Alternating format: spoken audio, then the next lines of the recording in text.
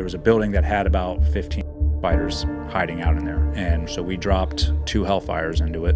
That'll do it. Yeah, and so the Iraqis then pushed up to that building, and there was 1 survivor. Ended up throwing him on the hood of their Humvee and driving him back to us. They brought him back, they threw him on the ground. He was on death's door. I mean, you could see just looking at him, you're like, dude, he's not gonna make it. He wasn't breathing, having agonal breathing.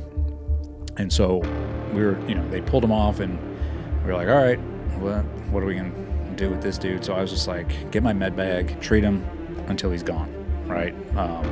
Because the other thing that was just going to happen is they were just going to take him back and torture him or do whatever. There was like some Iraqis already pulling out their knives, like ready to, licking their chops. So.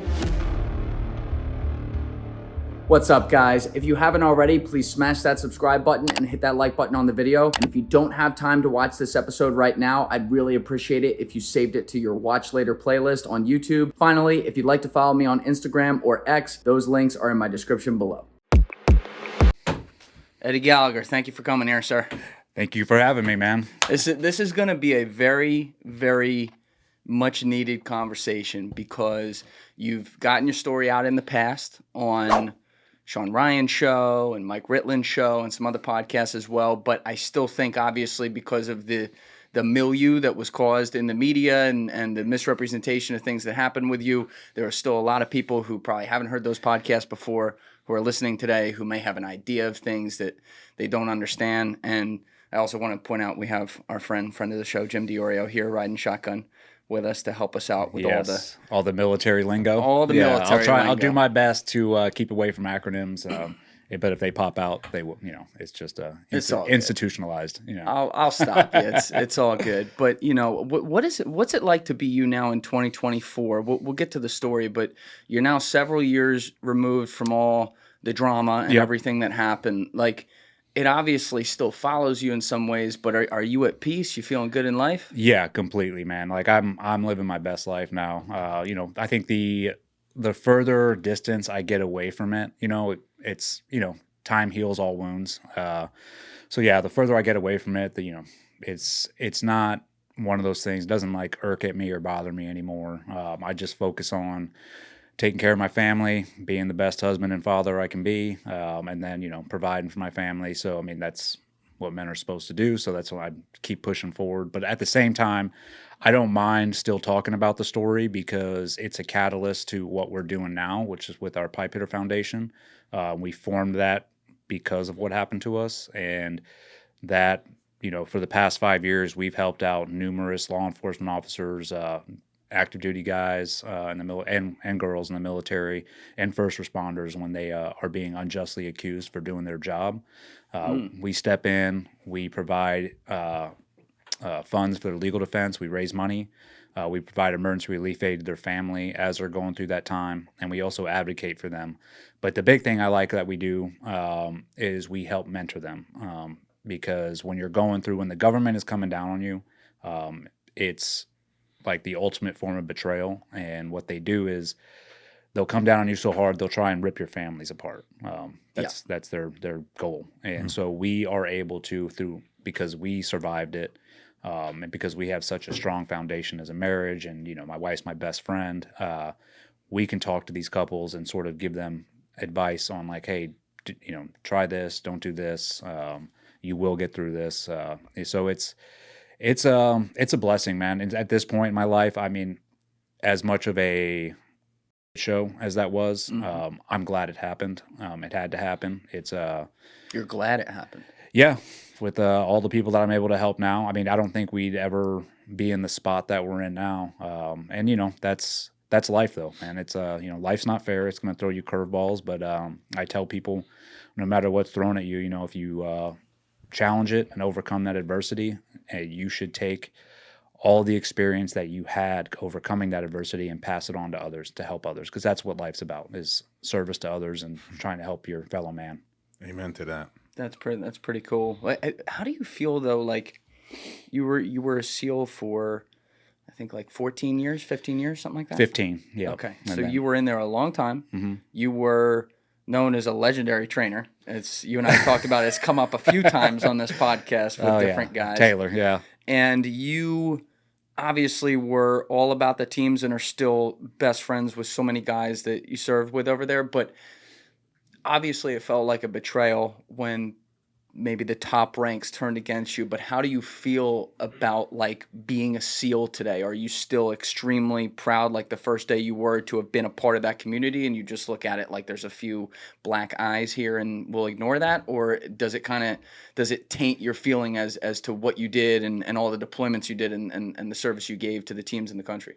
Not at all. I couldn't be more proud of what I did in the SEAL teams.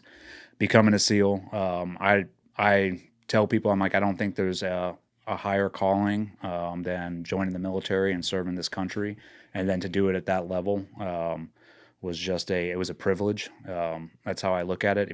I came in 1999. I served 4 years with the Marines first as a corpsman, and then obviously went to Buds and became a SEAL. But I tell people, man, just that I was in for the whole GWAT, and that is a privilege to be able to do. It's I think if you join, obviously when you join the military, you want to. For a lot of us, it's like, yeah, I want to go to war. Like that's why I'm joining. I'm joining to be, the best warrior I can be. And then during our era, we were actually given that chance, and so I have no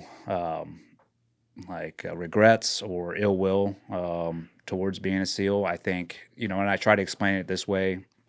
You can't blanket statement a whole organization just because of a few bad apples. It'd be like if I went to Walmart and I got a bad, the register lady was giving me or whatever. I'm not going to be like, well, screw Walmart. It's just that's just one person, and that's the way it is in the military. You will have bad leaders and who make bad decisions that really do affect the men and women under them. And I'm not the only case. It happens all the time, which is why we started the Pipe Hitter Foundation. But I have nothing but hope for the military and especially for the SEAL teams. I think right now, it's in a rough spot for sure. But there's one thing that you can count on the military, and that's change. And I think the pendulum will swing back. Why do you view it as being in a rough spot specifically right now? Just because of obviously the recruitment crisis that they're going through, but then also we have been breeding weak leaders for a long time now, especially in the officer corps. The way that, and I don't know when it started. I could see it start trending. I remember back in like 2010. You were getting these new officers in, and it just seemed like the way that they were being taught at whatever academy that they went to was to ladder climb. It wasn't to be a leader and serve the men and women that were below you, which is, I grew up in a military family. My dad was a West Point officer. I got all the talks growing up of what being a leader is, how it's servant leadership. You should be serving the men and women below you. And if you do that, they will respect you and they will want you as a leader. And that's how you should get promoted up through the ranks, is through merit, right? I think we created a long line of yes men during the war. And in order to get promoted, they would lie. They would not tell the truth. They would be, everything's fine over here. We're doing a good job. And that's all to get that next rank. I think it just has worsened over time. And to the point we're at now, I think we could see it clearly. There couldn't be any more clear evidence of that than during the Afghan withdrawal, when you have, General Milley and the other, officers that are up there calling it a victory. And that's insane. But then also at the same time taking no accountability at all, because at the end of the day, they're the ones that are signing off on that, right? They're in charge. And for them to not take any accountability just shows the level of elitism that is within our ranks right now. It's no different. They're politicians in uniform. So agreed. Yeah, and that's not what being a leader is. So I do think that is, going back to the first statement, that is what the problem is with our military right now. That is why recruitment is low. And it's also, they're pushing this woke agenda through the military. That's rampant through. So I tell people, I've over the past, I think 3 years, I've gotten more kids to join the military where I'm at. My son joined. That was his choice. My daughter's boyfriend joined. I got a couple other guys to join, and they would call me like, "Hey, dude, I'm gonna sign, join." I'm like, "Well, why?" Like, "Well, because I want it. Like, I see the way you are. I see the way you live, the routine and discipline, and I just want it inspires me." And so I was thinking about that, and I'm like, and I don't view myself as anything special, but I'm an institutionalized SEAL for sure, and I live a certain regiment every day. I live a certain lifestyle. But I think a few people know your name too. Yeah, well, yeah, good or bad. But yeah, I think that's what's missing, man, is inspiration to join. These kids, they have everything at the palm of their hands, right? They can see everything that's going on now, and when they see all this wokeness, they saw what happened during the vaccine mandate. They were just kicking people out left and right for refusing the vaccine. So I think these kids are like, well, why would I want to join if that's how they treat individuals that are raising their right hand to serve their country? And not only that, it's like you look at these officers who are in charge, who are on TV. I mean, nothing about them is inspirational. I mean, we have, what's the Secretary of Health? I mean, it's Rachel Levine. Yeah, I mean, is that what's inspiring people right now? Yeah, whatever it is. But I mean, that's where we're at right now. Yeah, it's funny to hear you talk about that because, Jim, I feel like you give the same exact answer about the FBI. Like that's why you got out. Well, and even the military too. We were always taught, like my dad, like your dad, I'm sure it was about being close to the flag, right? So just being around, right? That's the sign. That's the first step of becoming a leader and showing your people and showing your comrades and showing the people next to you that you're there. You might not be contributing at all that day, but you're next to the flag. Right? Yeah, that's leadership in a nutshell. Servant leadership.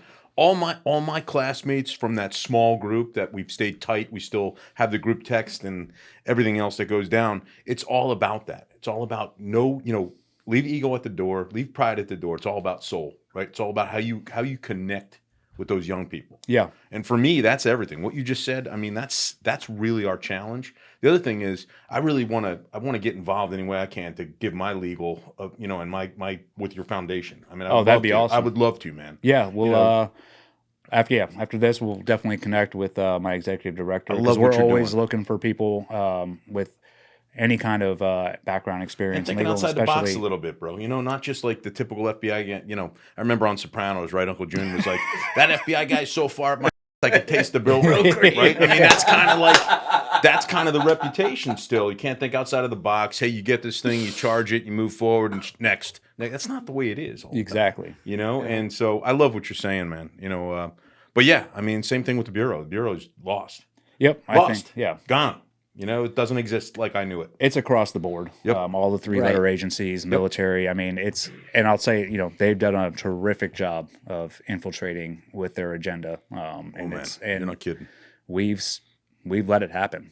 I think because I can remember back to like 2010 or past like this, just the mindset and sort of started changing, and you noticed it even when you deployed back to Afghanistan multiple times, and just the level of like scrutiny and rules and just the way that these officers were making decisions. Like it wasn't about like I remember asking one time, I was like, are we even trying to win?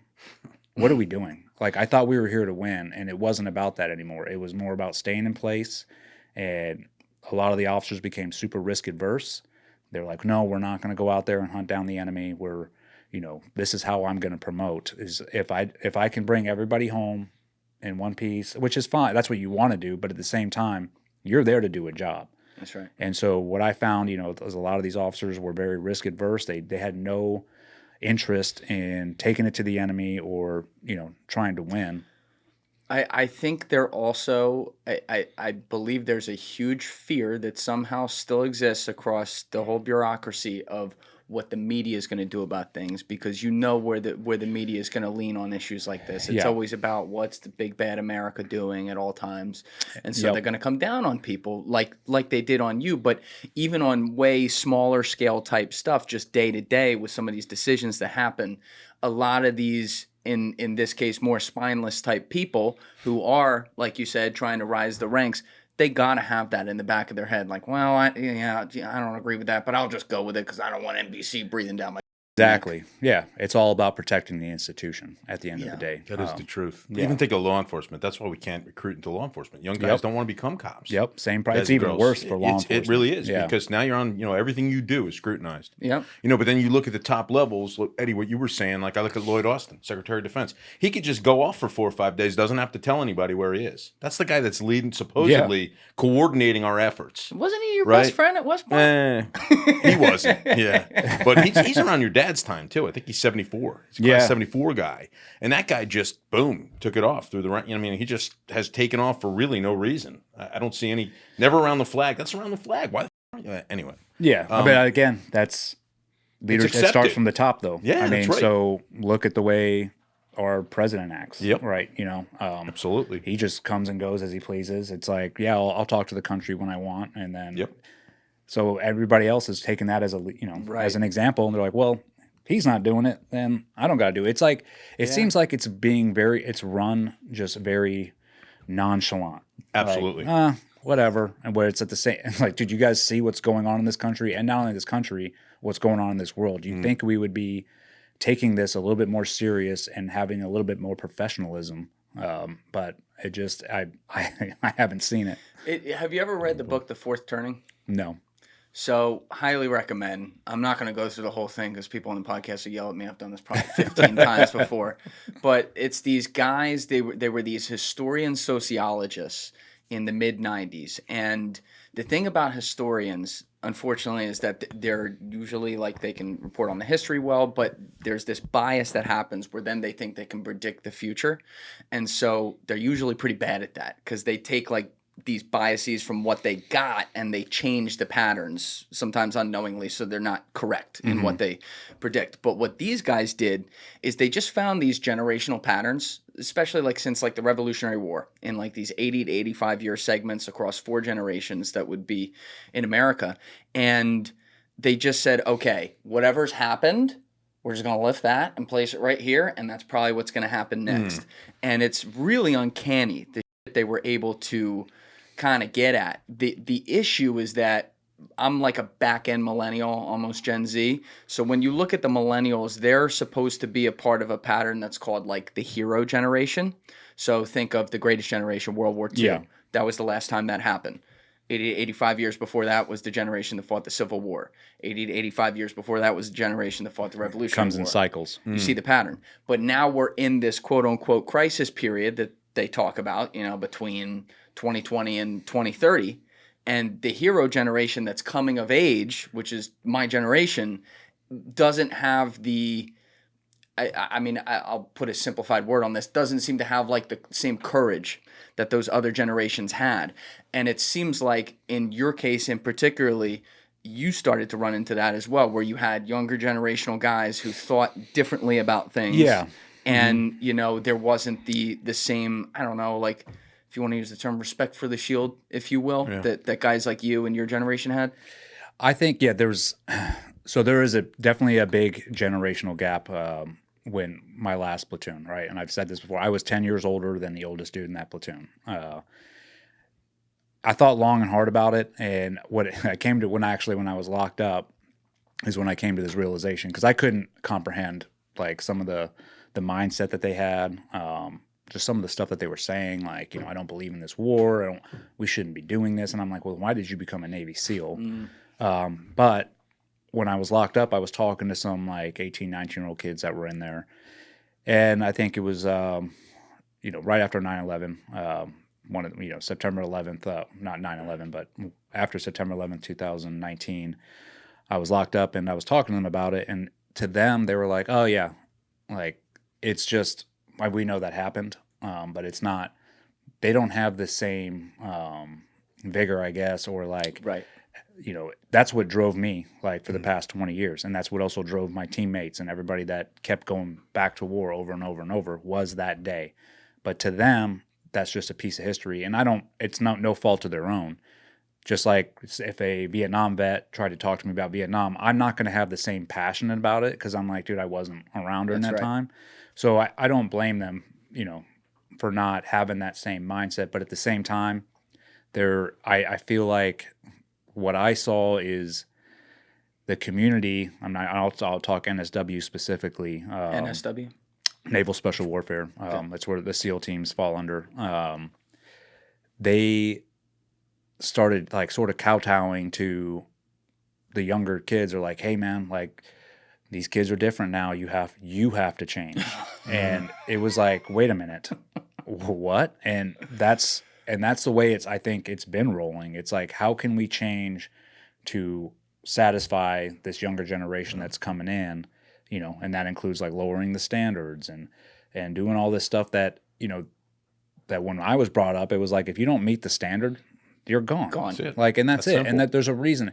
And that's also what makes the military great, right? Is they have standards. No matter what branch you go to, you have standards. So when these young kids join to be whatever they want to be in the military, they're doing it to become a better person because the military has standards and it holds you to those standards, right? So that means it drives these young people to try and achieve those standards. It makes them better. But when you lower the standards and you're like, okay, we're going to, like I said, kowtow to you, and we just want you to feel comfortable here. That's where we're losing that battle. Yeah, and that's what I saw, especially with my last platoon. And these dudes weren't like complete weak cowards, obviously, right? They went through BUDS, they went through SEAL training, they had the grit to make it through, but their mindset was just that of like, oh, I'm a SEAL, I'm good, right? I want to be a SEAL, but I don't want to actually go do the job. And that's what they showed me on that deployment. And that was their first combat deployment ever.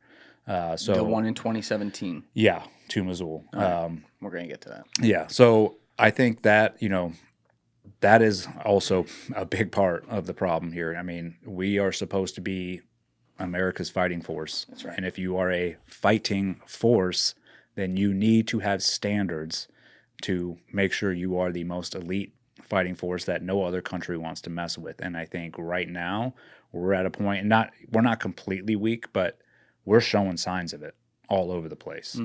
And I think that's a major problem. Yeah, when you look at like one thing go ahead. too, thinking about given not earned, right? That's that generation. So they're looking for something to be given, and maybe it's just as much to say, hey, this is who I am. Look at what I am. I'm a Navy SEAL, and I'm doing.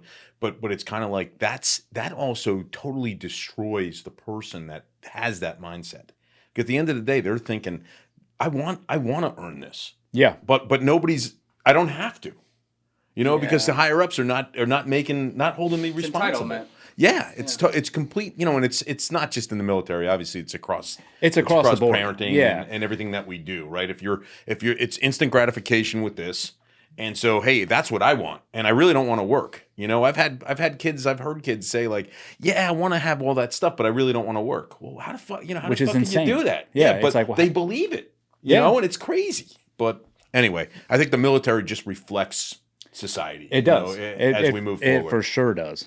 Yeah. And so does the law enforcement as well, and first responders. I mean, they're having the same thing. Well, you also, because like Jim, you got out in what, like 96?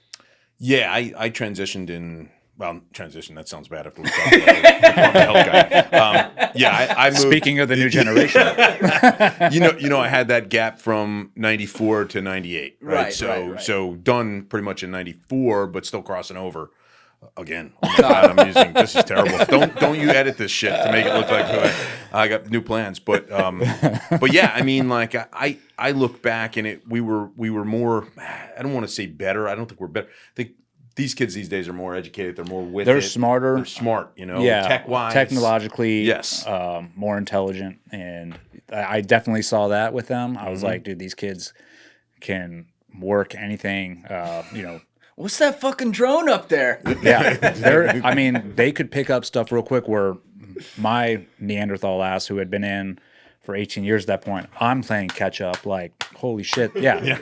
Now we're using drones and this, and so you're trying to keep up with all that. But they are good at that. But there's this missing thing that I just saw. I was like, dude, you guys you don't have the same drive. Yeah. Or like intensity or aggressiveness that I think I saw from my generations past. Well, I mean, that's the thing, though. When I look at, because my civilian ass is just looking at the military as a whole and saying, like, well, how much of a deterrent can we be, right? Like, that's at the end of the day, if you want to be the leader of the free world, that needs to be backed by a great military. And when you look at the top of the structure, you know, you have your Navy SEALs, you have your Delta Force, you have different special operations groups who are supposed to be the baddest ass warriors that walk this earth, which is why the training that goes into it, the difficulty of the qualification process and all that has to be at that level. And I have a great respect for the guys who do it. But, you know, when you look at a career like you had across all those years, including the 4 years where you weren't yet a Navy SEAL, you lived through the era of a complete change in the standards of combat and like what you were allowed to do out there, right? Your ability to engage. So at the beginning of, say, the global war on terror in 01, 02 in Afghanistan, I believe you deployed there, right? Afghanistan, Iraq, yeah. Yeah. What were the biggest differences from beginning to end, from like an op tempo and ability to do your job, like, and have the support of leadership in doing so? Like, what were the biggest changes across those 16 years? Oh, 17 years? That's a good question, and there's a lot involved in that. I think, well, you talk about the ability to do your job. That ebbed and flowed throughout the war. It just depended on what the agenda was at that time. But I think going back to the beginning, when we did the invasion, I was young. I think I was 20 at the time, and I didn't know shit. I was just like, they're like, okay, we're doing this. But then, looking back now, I think from the leadership on down, everybody was on the same page because nobody had done it yet. Nobody had really been to combat. You might have like a sprinkle of some guys that did Desert Storm, Kosovo. Yeah, right. And I mean, I went to Kosovo in '99 with the Marines, but those conflicts were like done real quick, right? So there was really no experience gained from that. It was like, hey, just keep doing more of the same. Well, obviously, and we were still using the Vietnam tactics, coming up back then. Like, I went to Marine Corps Sniper School in 2001 or 2, I can't remember, but I mean, back then it was still very Vietnam style tactics, and the SEAL teams were the same way. So the change, and I think it was across the board for all the militaries, like, we advanced so fast during the past 20 years when it comes to warfare, when it comes to using technology, and I mean, that's a good thing. I mean, we were there getting after it, and we were evolving because we had to, and I think that's a plus. But what I saw as the war progressed, and I remember thinking, I think this was like in 2008, I was in Kandahar, and we got assigned the VSO, Village Stability Operations Mission. It was the COIN strategy that came out, right, the counterinsurgency. So they pulled us all in, and, we had been going out every other day, doing disruption ops, taking out the Taliban and all the places they were using to smuggle weapons, drugs, this and that. I mean, it was great. And then all of a sudden it was like, all stop. You guys are now going to go live amongst the Afghans, and you will befriend them, and then you will get them to fight for themselves, right? Which at the end of the day, that's a Green Beret job. Like, that's Green Berets all day. That's their bread and butter. They're great at it. But why are they great at that? Because that's like one of their main mission sets, is civil affairs, basically. Yeah, to go over there, win the hearts and minds, and then get them to stand up and fight for themselves, right? Okay. SEALs, that's not really what we do. You guys aren't hearts and minds people? Yeah, we're more bullets and brains. Yeah, they are. We got a saying about that, but I think we all got tasked with that job, and it wasn't, it was also MARSOC, everybody, right? And I remember just thinking, I was like, so you want us to go out and live among the populace, which we've just been going and wrecking shop for the past how many years, tell them we're the good guys now, and that... Yeah, they're like, you killed my dad. Exactly. And I was like, this... and I was like, dude, I'm not the most, like, intelligent individual, and I know that, I always had, like, this belief that there was, whoever's making these decisions is, like, the strategist, and they know what they're doing. But I remember thinking, I was like, dude, this doesn't make any sense. Like, we were just kicking ass, and now you want us to stay in place and try to rebuild, bring democracy to, Yeah. which they don't want any fucking part of. We're not good at the whole spreading democracy No, thing. which we shouldn't. I mean, but that's how arrogant we are, though. We all think, oh, everybody wants to be like us, like, and they don't. They let them be how they want to be, you know. But at that point, that's when I was like, yeah, we're not trying to win. We're literally staying in place, and this is a big money making machine, and that's what this is. And you know, it didn't deter me from to keep raising my hand to keep deploying but that was only because my brothers were going, and I was like, if you're going, I'm going, and that's why I kept going back over there. Yeah, you had said earlier in the conversation in reference to something else, you were talking about how like there were guys questioning why they were there and stuff like that, and you're like, well, why the fuck are you doing that? You're a Navy SEAL. But when you look back on the overall global war on terror and what we did, like spreading out the resources, essentially like they attack us here, we go to Afghanistan. The beginning paramilitary operation was one of the most historically great things in modern history. But then 2003, suddenly we go to Iraq, and now the resources get pulled from Afghanistan. So by the time you're going back in Kandahar in like 2008, you know, the Taliban started to take over certain parts of the country again. And it feels like, you know, we almost like took our eye off the ball there for something that was more of a, you know, the neocons in their offices were more excited about Iraq and then destabilized the whole region. Yeah. You know, when you look, not when you're in it. When you're in it, your job is to be there and do your job. And, I respect that. But looking back on it, do you wonder sometimes about if there even was a strategy at the beginning there, or if they just got, you know? I think we all got manipulated and were lied to. And I admit it. I got, you know, fooled into, I thought what we were doing was a righteous thing. You know, we got attacked, and it was like, nobody attacks us, now you're going to pay. Right. And I thought that's what we were doing. And, you know, even back then when we were switching, you know, Afghanistan, then to Iraq, and then now back to Afghanistan. I mean, you know, I was gullible, and I'm like, okay, the people in charge know what they're doing. But now looking back, obviously, you know, with more information that's coming out and everything, you're like, yeah, dude, we completely got duped. We were lied to. You know, Dick Cheney is probably one of the biggest evil pieces of shit that exists. And, you know, he orchestrated pretty much a large percentage of what went on, just so he could fill his pockets. And he's not the only one. There's so many in line, you know, behind him. And I think that's one of the major reasons why that war extended for 20 years. Yeah, and you saw every era of that too. Yeah. You know, when we'll get to it, but obviously the final deployment you do is now when ISIS is just like all over the place, which was not that Sadaam was good. Sadaam was a very bad guy, but like way worse by the end. Sadaam was a bad guy, but he was the leader that they needed. He kept that place as stable as it could be, and as we saw, as soon as we took him out, that place went to shit. Because what I saw over there, and I don't know if this is like their mindset over there is they listen to like, if you don't do this, you're going to get smoked, and then they're like, okay, that's when I'll do it.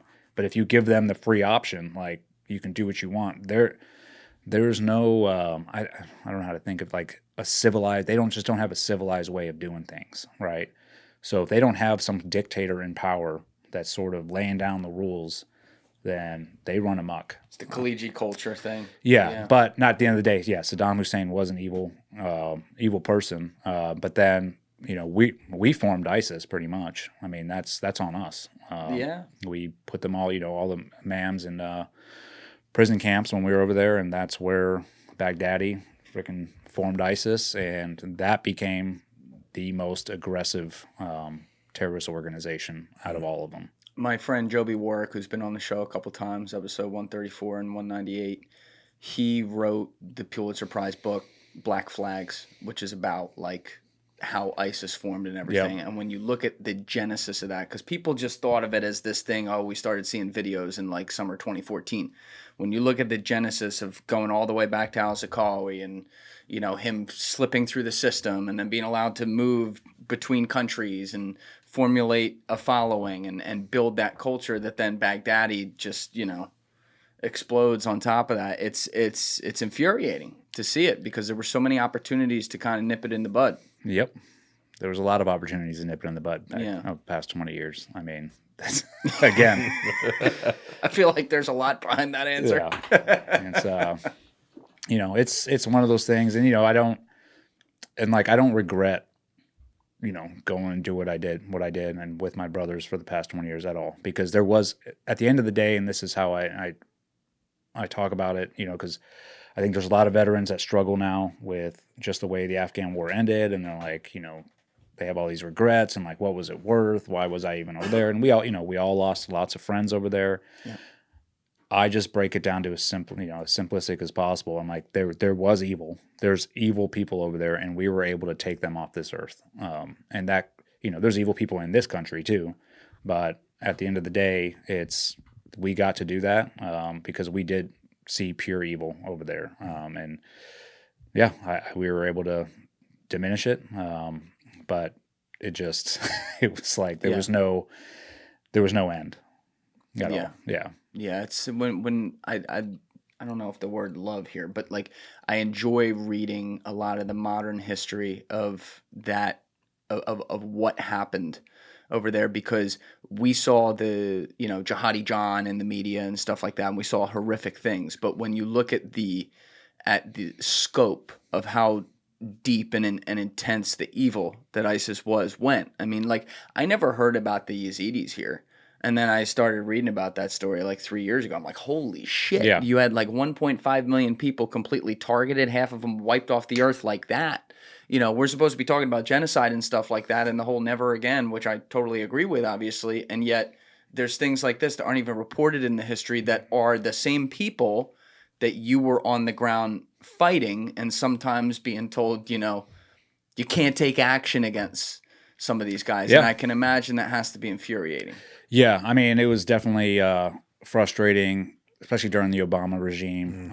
That's when really, like, you know, all these strict ROEs were in place on us. And rules of engagement. Yeah, sorry, rules of engagement. Yep. And then, you know, during, I think it was like 2015, 16, we had teams deploying over there, but they were not allowed.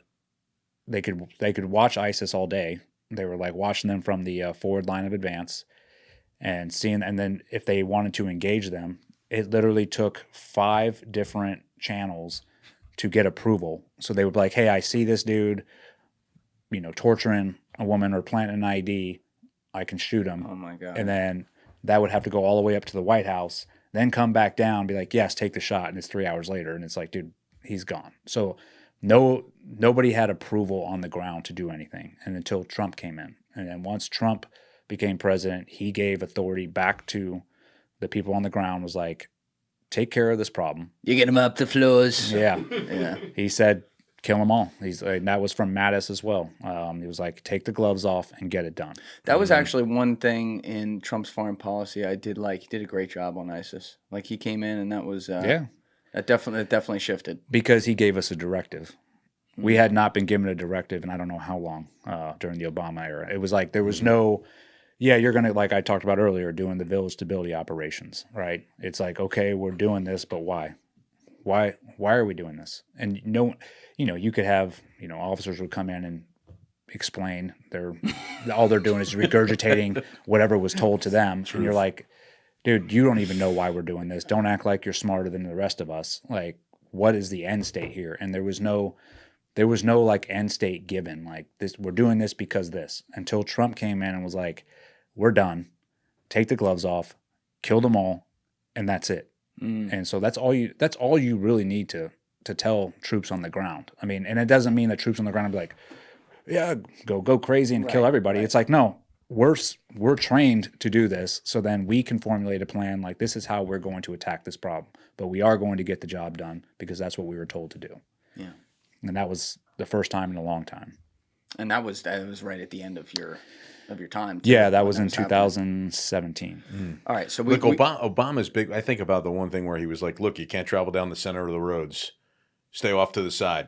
I mean, you're basically telling the terrorist population. Hey, just fucking set these things up on the side of the road. Yeah. Shit like that. Like that's simple. Or when you tell people how you're going to pull out, like we're going to pull out, 12,000 troops on August 13th, and they're like, all right, August 14th, bet. Here we go. You know what I mean? You're kind of giving the plot away. Yeah. I mean, even during this time, they were giving out awards. You were getting an award for, what was it? Heroic restraint. Heroic restraint. That's amazing. Yeah, by not engaging. Great job not doing your job. And here's a medal. Yeah. I mean, basically. Those were medals that were given out. Then, guys, if you're still watching this video and you haven't yet hit that subscribe button, please take 2 seconds and go hit it right now. Thank you. At one point during his administration, we weren't allowed to go out at night anymore. You're not allowed to hit targets at night because it's unfair. That's how we got Bin Laden. It's unfair. Yeah, That's at night. The best. It's crazy. It's unfair. This is his best mission ever. Was Bin Laden. It's unfair to the Afghan populace that, Betty Sue wakes up and her husband's gone, and she's wondering where he is. We would have to, if we had to take somebody, we'd have to leave a receipt for the family, like, hey, we took your husband. Yeah. Draw that out on like an 8x chain of custody, 8.5 by 11. Basically establishing an evidence chain. Yeah. So they can come back and fuck you over if you did something you weren't supposed to do. Yeah. Oh my God. That's crazy. Great stuff. All right, so we've gotten some highlights of like your backstory, but I really want to get to that now, if that's okay, just to kind of run through that to get us to the point of obviously what went down here. But you mentioned, I think you get in '99. You do 4 years as a Marine. So I was a corpsman. I was in the Navy the whole time. So the Marines don't have their own medics, so the Navy supplies them, and they're called corpsmen. Got it. So I went to Corps school. I volunteered. You can once you're done with Corps school, you can either go to the fleet, which is on a ship, work at a hospital, or go to the Marine Corps. And so I was like, I want to go to the Marine Corps. I want to go serve with them. Went there, till 2004, did 3 deployments. Where? Afghanistan? No, let's see, Kosovo. They're called MUSE. What is it? Maritime Expeditionary Unit. So you pretty much go on a ship for 6-7 months, and then wherever trouble is, you'll go off the ship and go, do what you can. So we went, Kosovo, obviously the invasion, Africa, and a couple other places I can't remember. It seems like a long time ago. Yeah. So I did that till 2004, and that's when I went to Buds. How'd your dad feel about you going to the dark side? Going Navy instead of Army. Hey, he was pissed at first. Not like, obviously not like, super pissed. No but son of mine does that shit. But the problem is all of his brothers are Navy officers. So so there's you had backing. Yeah, all my uncles are naval aviators. So yeah, he couldn't really say too much. But I had told him my intent was being a SEAL. I was like, I want to be a SEAL from the get-go. When did you first have that dream? Not until I really walked into the recruiting office. I grew up watching all the cool movies, Commando, Predator, Navy SEALs. So I knew, I was like, I want to do something like that. Platoon was like Good one. always on the TV in our house. But I knew, I was like, dude, I want to do something tough. I want to prove myself. And I heard that, when I went to the Navy recruiter, he's like, yeah, you're not gonna, nobody makes that. So then I was like, check. Fuck then, you. That's what I'm doing. And I just love it.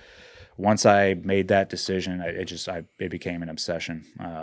Literally, I just dropped everything and just focused on what I could do to try to get to Buds and be a SEAL. So obviously I had to pay my dues with the Marine Corps.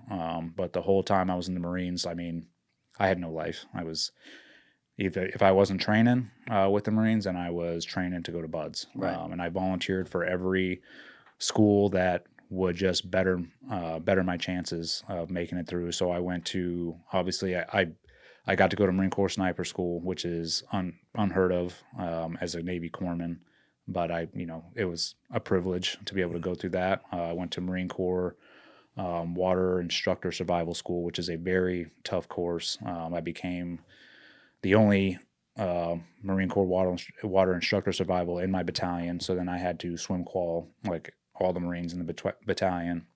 So I really like, I was blessed to be able to go to all those schools to just like give me experience and better my chances.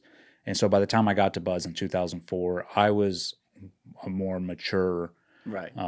candidate than a lot of the guys that were there because I'd already been in and I'd already gone to some like pretty tough military schools. Was there? I'm trying to think of where you were because like there's other guys I had in here. I had Ephraim Matos in here recently, Matos, who you actually were. I believe you trained him. Yeah, I think I put him Buds. through Buds. Yeah, Right. So he was like 18, but he's way after you, right? Yeah. He was 18 when he came in, and when you joined the military, was it like you couldn't do Buds right away, or it was more the conscious decision, like I want to, like you were saying, like train myself up to that? No, I tried to, and this is my fault, is I went in there with no help and I was like, yep, sign me up. The recruiter was like, yeah, for sure. You'll go to Buds right after boot camp.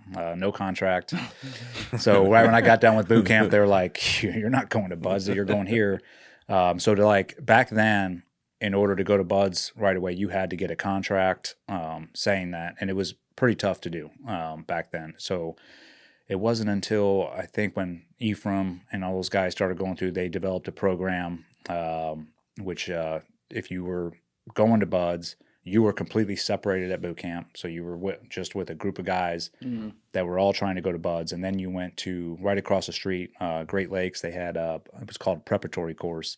So they spend like a couple months there prepping to go to Buds. I mean, everything is like focused around this is where you're going next. It's a different setup than you did. Yeah. So for us, like a lot of the guys in my class, were prior fleet. They all came from the fleet, and some of them were, straight from boot camp. But it was definitely a mix. And now, these days, it's just kids coming straight from boot camp. What do you think is? And I ask every Navy SEAL this because I get a different answer every time. But what do you think is like the key trait that separates the guys who make it from the ones who don't? And the reason I ask is because you constantly hear the stories of like the triathlete that shows up, he's like a brick shit house, and they're like, oh, that guy's gonna win. Yeah. And then they're the first one to drop out, and then the last guy you think that would actually make it through is like ends up being the best trainee there. Like what is it that really separates, this isn't the right way to say it, but the men from the boys with that? I get what you're trying to say. That's a difficult question to answer because I think each individual has his own reasons why he's trying, wants to be a SEAL. But I think the one common trait between all of us that do make it through is just the willingness to sacrifice everything we have to become what we want. And that is uncommon. That's why Buds has such a big attrition rate. But the guys that make it there at the end there's just this switch in them. They're like, I will give everything to, I will die before I quit. And then you have the other individuals who show up and they're like, yep, this is too much for me. And it's also a mental thing as well. When you're there, if you look at it as, Buds is about 6 months. If you look at it as, holy shit, I have 6 months, then yeah, you're probably not going to make it. You just take it day by day, or actually chow to chow. I just have to make it to lunch. Now I just got to make it to dinner. And the reality is you have weekends off. So you have Saturday and Sunday to lick your wounds and then get ready for Monday, where I went to, other selection like sniper school and all that. You didn't get any time off. So to me, that was sort of like, oh, all right, this is kind of a break. But, you can't tell who's going to make it. Especially I was a Buds instructor. I was first phase instructor for almost 2 years. And now you should have a class show up. You might be able to pick one or two out to be like, yeah, I think that guy's going to be here. But really, you can't tell. You'll have this kid that shows up that can barely do, 10 pull-ups. He's 145 pounds.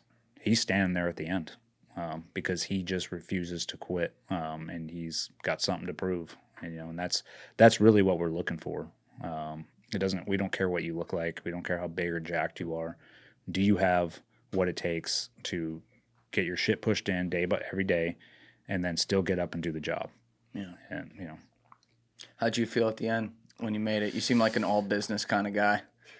Yeah, I was. I mean, all right, great. I was definitely like real proud. I mean, that was a big goal of mine. You know, I mean, it was my only goal, so I was definitely elated, man. When there's no better feeling, when they pin that trident on you, and you're like, yes. But at the same time, I knew where I was going. You know, and this was like, I'm not shit. Like, I get it, and that's what they tell. Back then, at least that's what they told us. They pulled us all in a room, and it wasn't a big celebration. It was like you got pulled into a room, and it was all just team guys in there that pinned your trident on. But at the same time, they're like, "This doesn't mean shit. You guys don't know a fucking thing. And when you show up to the team, you better act that way. Keep your mouth shut. Keep your ears open, eyes open, and they didn't listen." give you a ribbon. Yeah, they no. didn't give you any like gold But star. that's no. And the theme is you earn that trident every day. So it's like You can get kicked out anytime too. Like once you get it, like I've had other guys explain like that next year or whatever. If you're not cutting it, you're gone. yeah, if you're not cutting the mustard, and so there's almost more pressure once you get it. For me, at least to me, there was. I was like, okay, now I have to really prove myself, and that's what I tell people. I'm like, that's my whole time in the teams was just proving myself every day that I belong to the men that sat to the right and left of me, that I belong there, that they wanted me there. And that's just the attitude that most of us have there. We just want to be a better operator, a better warfighter, and a better teammate. So when you made it through, so this is what, like 04? When you made it through? How did it work then? I always forget the timeline, like when the team thing changed from theater to just like what coast they're actually on. Meaning, like, it used to be like SEAL Team 7 was like Europe. Yep, and then I got you. One was desert or whatever. What was it when you were coming out? So the change had just happened. I don't, don't blast me on this. But I think it was like 2002, 2003. Okay. Or maybe it was like right when the war kicked off, they started realizing like, okay, we need to change this. So by the time I got to the team, it was already, the change had happened. There was platoon or teams weren't, what did they, I forget what they call, where they're just deploying to a certain part of the world, like South America or whatever. So now they changed it to a couple platoons might go to Guam or wherever, but mostly everybody was jockeying to go to Iraq, Afghanistan. Yeah. It was because we needed bodies over there. So did you have the option to say what team you would like prefer to join, which they don't have to honor, but like was that you got a dream sheet that they give you and they're like, hey, write down 3 teams that you want to go to, and I did not care. I was like, send me to war. Yeah, whatever. Well, actually, I will say this: I knew Team 3 was jockeying, ready to go. That was before the big Jocko's Ramadi deployment, and that's where I was trying to get on that as a new guy, but I had to go to 18 Delta because I was a medic, so that is a 7 or 8 month school, but that's the team I wanted to go to. So I think I put Team 3.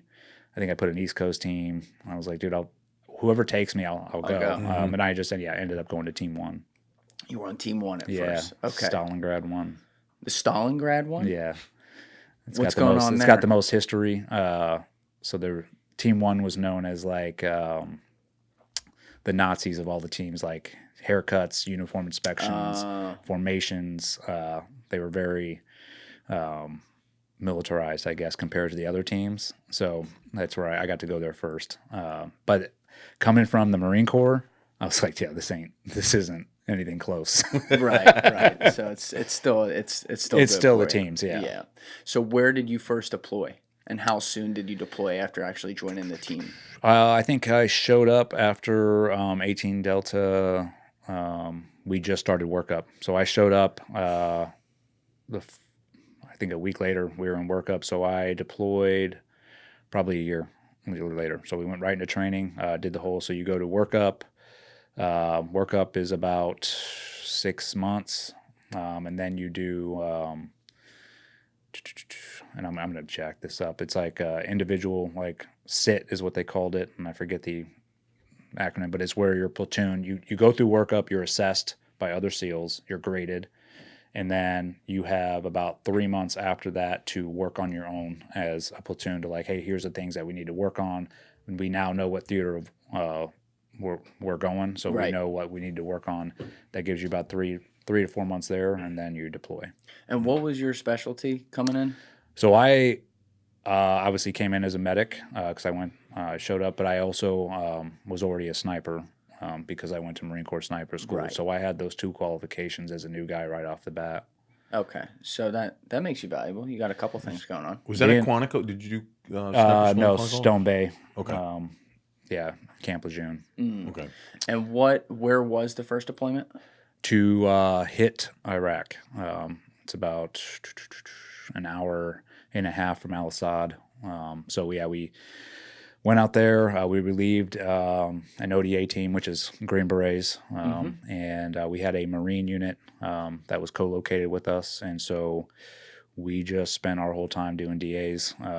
We'd get intel. We had sources come in, and then we'd pretty much just go hit targets night after night. It was a lot of fun. It was a good deployment as a new guy, just to really start processing how everything worked and just how we conducted business, and also just getting the reps in. We did some pretty cool stuff on that deployment.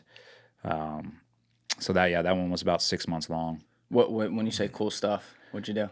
I mean, we obviously doing DAs is awesome, and then we actually conducted an ambush, which was pretty awesome. It was like Vietnam style tactics. What was the story there? So let's see, my good buddy who's no longer with us, Aaron Vaughn, he was killed in extortion. So he was a second platooner in that platoon, and him and a couple other buddies, they got this source that he came in, and the source was like, hey, I have these guys that want to buy weapons to kill Americans. And so we're like, okay. We set this whole thing up. We got them on video saying it. We had the source go out, film it, and then we went and buried about, I forget, 5 or 6 AKs. It was like, hey, tell them the weapons are there to go out and get them. So then we went in the night before, set up an L around it, and it was like it was actually something out of like a training environment, because we just watched these guys march in, dig up the weapons, pick them up, and as soon as they had them in their hands, we just lit them up like the 4th of July. Yeah. Yeah. So I mean that was like doing little missions like that is just, it's awesome. Had you when you were on your deployments before becoming a SEAL, had you seen like real action, or was it more Some? Yeah, some. All right, yeah. so it wasn't your first exposure to that. I had already been in. Yeah. So Yeah, you were a pro. I wouldn't, not even close. Not even close. But I had I'd already seen like some of the atrocities that can happen during war. So I wasn't, and I had already lost friends, especially because when I went to Buds, my sniper platoon redeployed back to Fallujah. So while I was in Buds, I lost 3 friends in Fallujah as I was going through Buds. So I think, oh man, I already understood the reality. I was like, I know what this is, and I think for some, they become a SEAL and you feel invincible. But then when you like, nope, we can die too. It sort of hits guys a little hard, and and they get over it, not over it, but they're like, okay, they get an understanding. I think I already had that understanding. Like, I know I can die doing this, and I know I can lose teammates doing this, but that this is the job. Yeah, and there's also, and I think this ties like right into your story and everything that happened. There's a reality of like, it is going to be us or them, right? Yes. Like you're going into these dangerous situations. You're going in with the guys who are effectively like your brothers that you live with.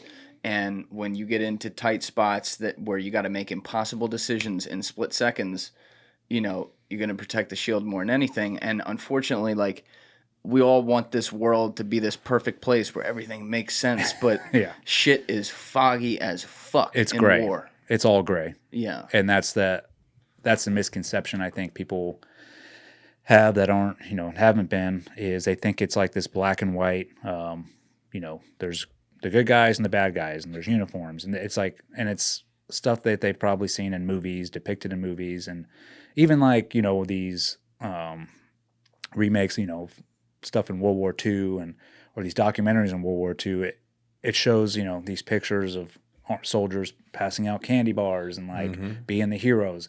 Dude, that's how do you think we won that war? It was by being savage. Yeah. Like, and they don't show any of that because then they shouldn't. But that is what war is it's you live in the gray. You have to make decisions that could end somebody else's life, but as long as it's protecting yours and your teammates. But at the same time, you also have to be a thinking shooter and know like what a civilian is, and Right. Is this person being nefarious, or is this person, this is just how they conduct themselves and this is how they live over here. And to put that on individuals when they go over, yes, you are trained in some capacity to deal with those situations, but when you're faced with it in real life, you have 18, 19-year-olds over there with a gun. Like that's a lot of weight to put on an individual. And I'm talking more of the conventional units, but with us, we're definitely held to a higher standard, and we're expected to make the right decision. Yeah, and it's again, still though, you do have the split-second stuff. Even if you are at the higher level, like you do. There's shit that can happen, and I just recorded with Nick the Reaper, Nick Irvin, who was obviously like a pretty legendary sniper in the military. When he and I were talking off camera, obviously, like he looks at all the same things you do about like the difficulties of the rules of engagement now, and he's like, do you understand, like, if you're looking through a scope at someone fucking 750 yards away and they move around the wrong way to someone else and it looks like there could be an RPG, it's like, what am I supposed to do? Like, sit there and be like, well, let's find out if it is. Like, you're and dead. Sometimes that happens. I mean, there's examples of both throughout the past 20 years where shots weren't taken and it cost American lives. But then there's examples of, like, shots were taken and they shouldn't have been taken. That's right. But at the end of the day, it's like, as long as the person that took that shot could justify and be like, this is why I did it, and this is what I was thinking, then we should do our best to protect those individuals, right? We put them in that spot, and they made the best decision they could at the time. Now, you do have individuals who should not have been in the military or even had a gun. There's plenty of examples of actual war crimes. But no organization is 100% That's right. safe. It's when people hear about the terrorist attack that happens, they don't hear about the 99 that got stopped. It's the same concept with this. Yes. You hear about like what you were accused of and acquitted of. If someone was actually doing that stuff regularly, then that would be war crimes. That's not someone you want in the military. And obviously your story's different in that way. But I don't support any of those types of things. But I also understand, like, shit is going to happen out there, and I'm fortunate to have the privilege to not have to be a part of it and be caught in those decisions. Eddie said something that was really important. Two things, right? People, places, the things they do, and the times they do them, right? Yep. That's basic. If you go back to law enforcement, my dad used to talk about that. Then it was on NYPD Blue, which we talked about before with Sipowicz, right? Yep. One of my favorite characters. Sipowicz. But it's really true. So it's the same kind of thing. If you know who they are, what they're doing, why they're doing it, the times they're doing it, you're less likely to have that kind of panic at a time, right? But then, secondly, I can remember, I think it was Anton Scalia when he was on Supreme Court, went to one of our what the hell is it called, like a shoot house, but did scenarios. And he kind of walked in, he was thinking about things, and then we just put a scenario on him and he screwed it up. And at the end of it, he said, man, I've never had that kind of stress in my life from the 30 seconds. And it was a simple scenario. It was a law enforcement scenario, right? So if you think about that, right, here's a guy that pretty smart in his own area, right? Had made some critical decisions in his life for others that were affected by others. That really, the most stressful time in his life was a time when he walked in and there was somebody on a screen, not even really the ability to hurt you or hurt you back, and he wasn't able to get through that scenario. That's why. So if you think about that, and he had a different appreciation for the job guys like Eddie do, guys like I did, people don't take that into account because you're right. They're watching it on here, or they're playing a game, or they're watching a movie, and everything works out great when Denzel is equalizing. People with his watch and everything else, but it's not the way it is. No, it's a Eddie. The other thing is, right, no matter what, every life is valuable, right? So it doesn't matter who it is or what they're doing. Every life is valuable to someone or someone. Exactly, the Lord, right? But at the end of the day, you're tasked with having to make some of those decisions. Yeah. Right? I mean, how does that, like, when you looked at it, I was interested just to know, like, what, and not to get into a kind of a religious piece, but what was your thoughts on why God has put you here? You know, why you have gone through the trials you have gone through to be able to give this testimony today and help other people. That to me is amazing. So that is a big part of my story that I put in the book too, and it's probably like the most important chapter in my book is I became so close to Christ when I was locked up in a cell. I was always a believer. I was raised Catholic. And Sorry, then, like me any too. Yeah, like any good Catholics, when I left the I think home, we I got stopped. 4 losers in here. Yeah. But then when I married my wife, she was a Christian, and that was on the contract. She's like, you have to be a believer if we're going to make this work, right? And of course, I was like, yeah, I'm Catholic. Like, I'm like, no, yeah, a believer, no, yeah. So I mean, she read her Bible every day. And You hit her with the I believe in you, so I believe in God. Exactly. Like, we're good. Yeah, we're good. So yeah, I mean, I always had faith. I prayed before every operation to myself, and just prayed over my team. But I really, and I've said this, I was half-assing it, right? I had faith, but I still was like, I'm in control, right? I'm going to make the decisions, and it's not until everything is taken from you. Yes. And I was locked up in a prison cell, and I was like this. I had no control about what was going on. I really just I gave everything to God, and I spoke out loud to him in my cell. That was the first time I ever did it. And I'll tell you, there's no drug on earth that gave me the feeling that I had after talking to him out loud.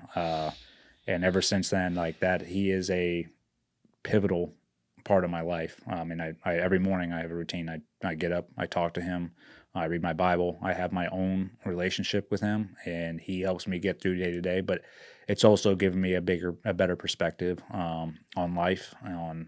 And yes, it's, we label, terrorists and this and that. At the end of the day, we're all human beings. Yeah. And those people are thinking the exact same thing about us, that we're the terrorists and we're over there in their country. And they probably have, it's like, yeah, they're right, but it's war, and war's nasty, and lives get taken. And at the end of the day, my goal was to make sure my teammates made it home to their families, and I made it home to my family. And if I have to kill you, then I have to kill you. And it was funny. I had this, like this liberal, it was like the Apple podcast guy I was telling you about. Yeah. He was asking me all sorts of questions and couldn't, and I was like, dude, it's so funny to listen to you try and break down, like, philosophize war and this and that. I'm like, it's so simple. It's a game. And I'm like, you're in the game. It's how we're over there, and if you pick up a gun, you just entered the game. And I don't care what age, gender, skin color, like, there's only one way out of the game, and that's death. And I was like, I'm playing the same game as you. So that's it. And you really can't. I think people think you can sit there and, let's reason and try and, like, before I shoot this person, maybe I should go through his background and be like, maybe he really didn't want to be ISIS, and maybe he was forcing. There's no time for any of it. Period. Yeah, it's like, no, dude, it's on, and it's you or me. Yeah, absolutely. Into that. That's a great answer. Yep. What was your most memorable deployment? Probably my second one with the teams. We went to Kandahar. The one you were talking about. Yeah, my second deployment. Yeah, so we went and did disruption ops there. I mean, that is my most memorable. My first 2 platoons are actually my most memorable, just because the guys that I was with. I mean, I couldn't have been more blessed to be with just like the most professional, like, but savage warriors that. From my peers to the older guys, it was just a awesome environment to be in. Everybody was on the same page. We were very tight, so that it just made those deployments that much more, memorable. But I got so much experience from that. And then Afghanistan at that time was hot and heavy, so we were putting in the work, going out, all the time. And yeah, it just, I had, a lot of good experiences on that deployment, a lot of close calls. Can you give an example? Well, let's see. I put it in my book that I fell down a well and almost died. That was You did. yeah. So we were And we'll have the link to your book in description, Man Okay. in the Arena, so everyone can go get that there. But go ahead. yeah. So that one we were patrolling into a target and we had passed this well. So there's Afghanistan, there's wells everywhere, but this one was pretty massive. It was like 8 feet across, big hole. And so we saw it and we threw a IR chem light by it so everybody could see it and walk around.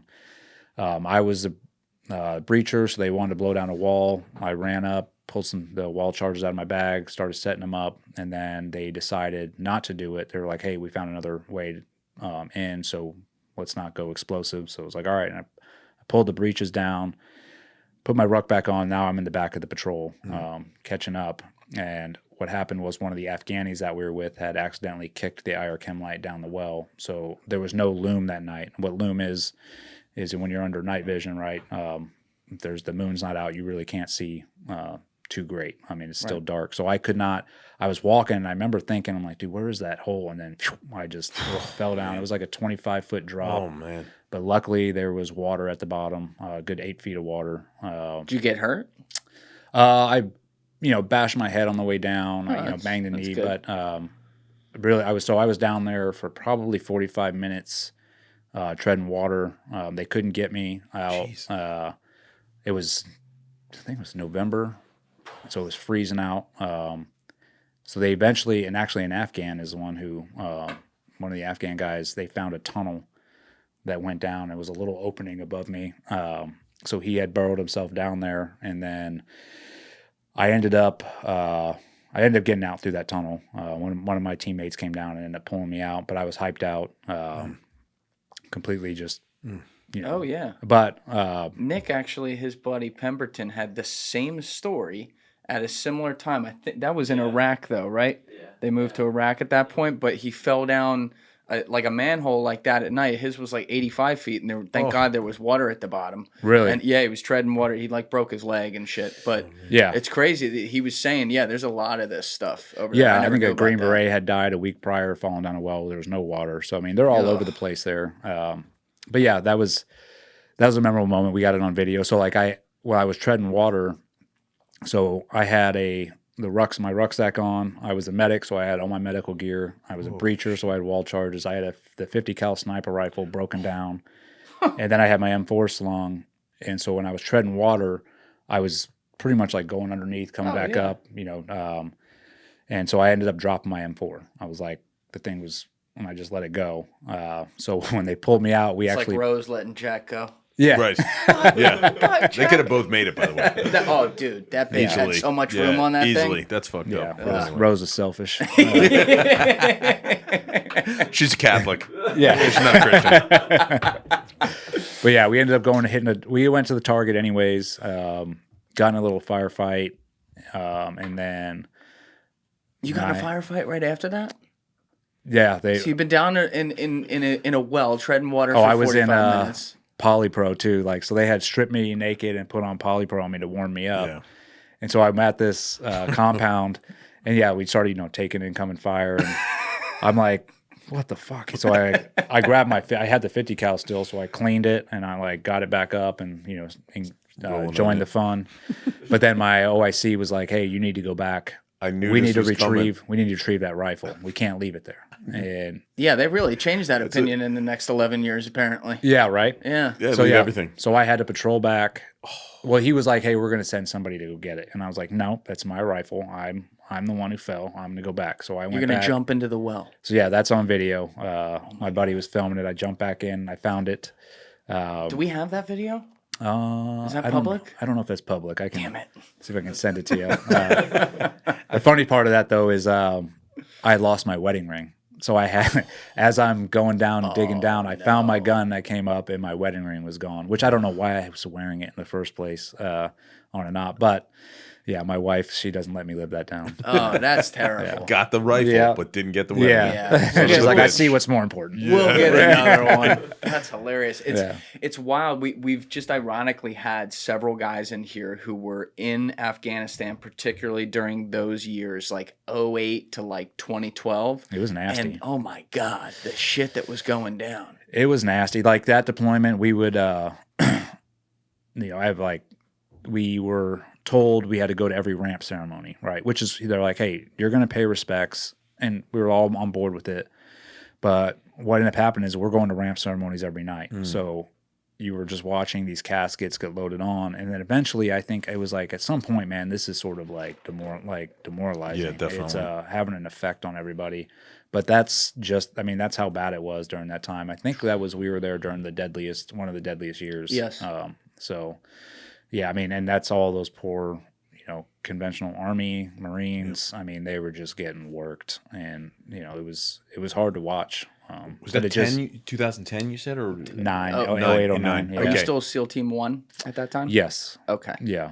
And because you ended up SEAL Team 7, right? Yep. I didn't ended make up. that up. Yeah, Okay. that's after I became a BUDS instructor, and then went to SEAL Team 7 after that. Yeah. I guess like along the early deployments, like to become an instructor and things like that, like you have to have serious leadership qualities, and I would assume, right? Not specifically. I think it's more.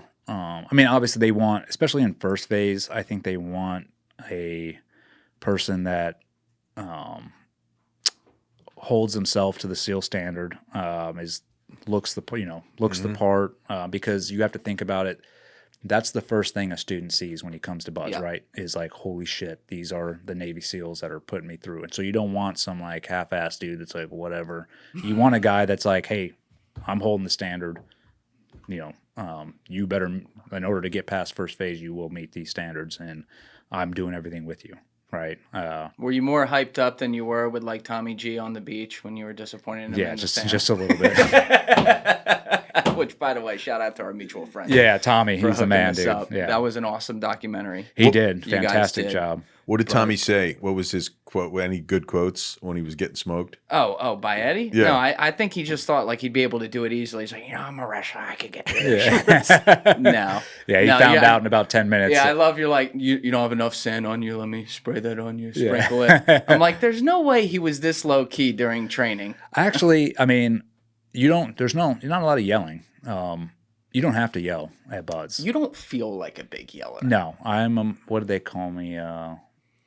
They made I got a plaque and a sweet tomahawk thing they made me, but it was oh dude, it'll come to me. But yeah, I was more silent, but the silent hammer. So Right. I'd come in and be like, but the thing is The silent. I would do everything with them, like.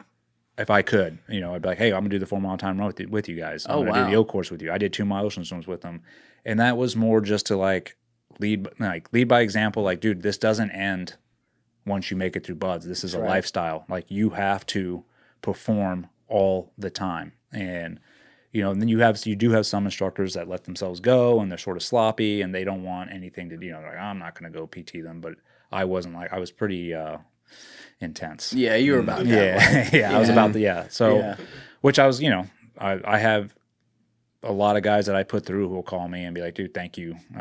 That's what they say in here. Yeah, and that means more to me than anything. I mean, that means more to me than any deployment I went on. That's awesome. It's like I had a positive effect, on these guys. So, What made you want to do that? I didn't. I think it was.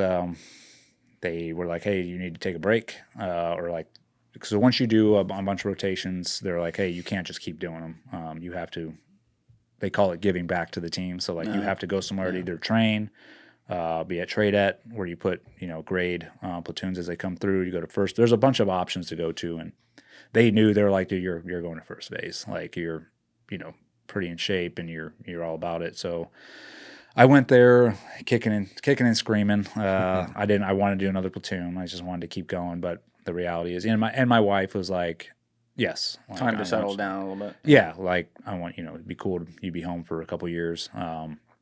Little did she know though, and little did I know that was probably one of the hardest I've worked. Really? Yeah.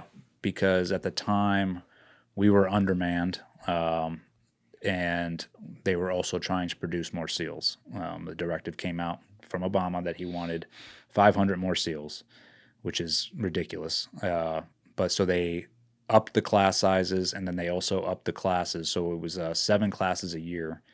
So we called it 7, 7, and 7. So you would do 7 weeks of first phase, end on a Friday, start a new class on a Monday. Did they lighten the requirements? Meaning, like, if you had to score X on this kind of thing, well, now it's X minus 1 because they're trying to take more? No, so they were trying to. When we were there, they were always trying to, like, it seemed like find little ways to lower the standards or like cut corners. But here's the thing: not under Eddie Gallagher. Not when you have team guys running the show, being instructors. They can sit there, hey, you can't do this and that. It's like, no, we're gonna make sure they get full Benny, while they're here and do it the way that we've been doing it. So yeah, I mean, the only thing I would say is they up the class sizes. So when you and I brought this up in another podcast. So like with I guess they're like, oh, how do you get these guys in the teams that don't really like belong there? And you always have your bottom 2%, 1%, right? But usually it's like 1 or 2 guys might make it through that really don't belong, and then they're sort of taken care of when they get to a team if they show their ass, right? But when you up the class sizes like that, you'll now have maybe 3 to 5 guys that don't belong, and then you go ahead and have 7 classes a year. That's 35 guys that don't belong in the teams that are now spread amongst the teams, and you do that for 2-3 years, and the teams aren't that big, so that does have an effect. But they really didn't like lower the standards from like on paper, right? It's still the same, and it was I was glad. It was a good experience. I'm glad at the end of the day I went there kicking and screaming, but then I'm glad I did it. It was probably one of the most beneficial times for me as like just as becoming a more experienced leader, just experienced team guy, being an instructor.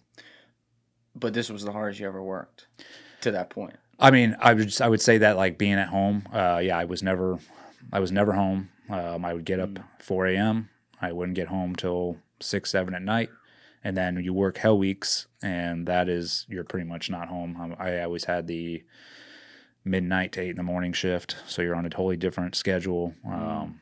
So yeah, it was a dick dragger, but I had, again, awesome guys that I was working with. So everybody sort of like we banded together, and we're like, we're gonna, gut this out, and everybody's gonna do their part.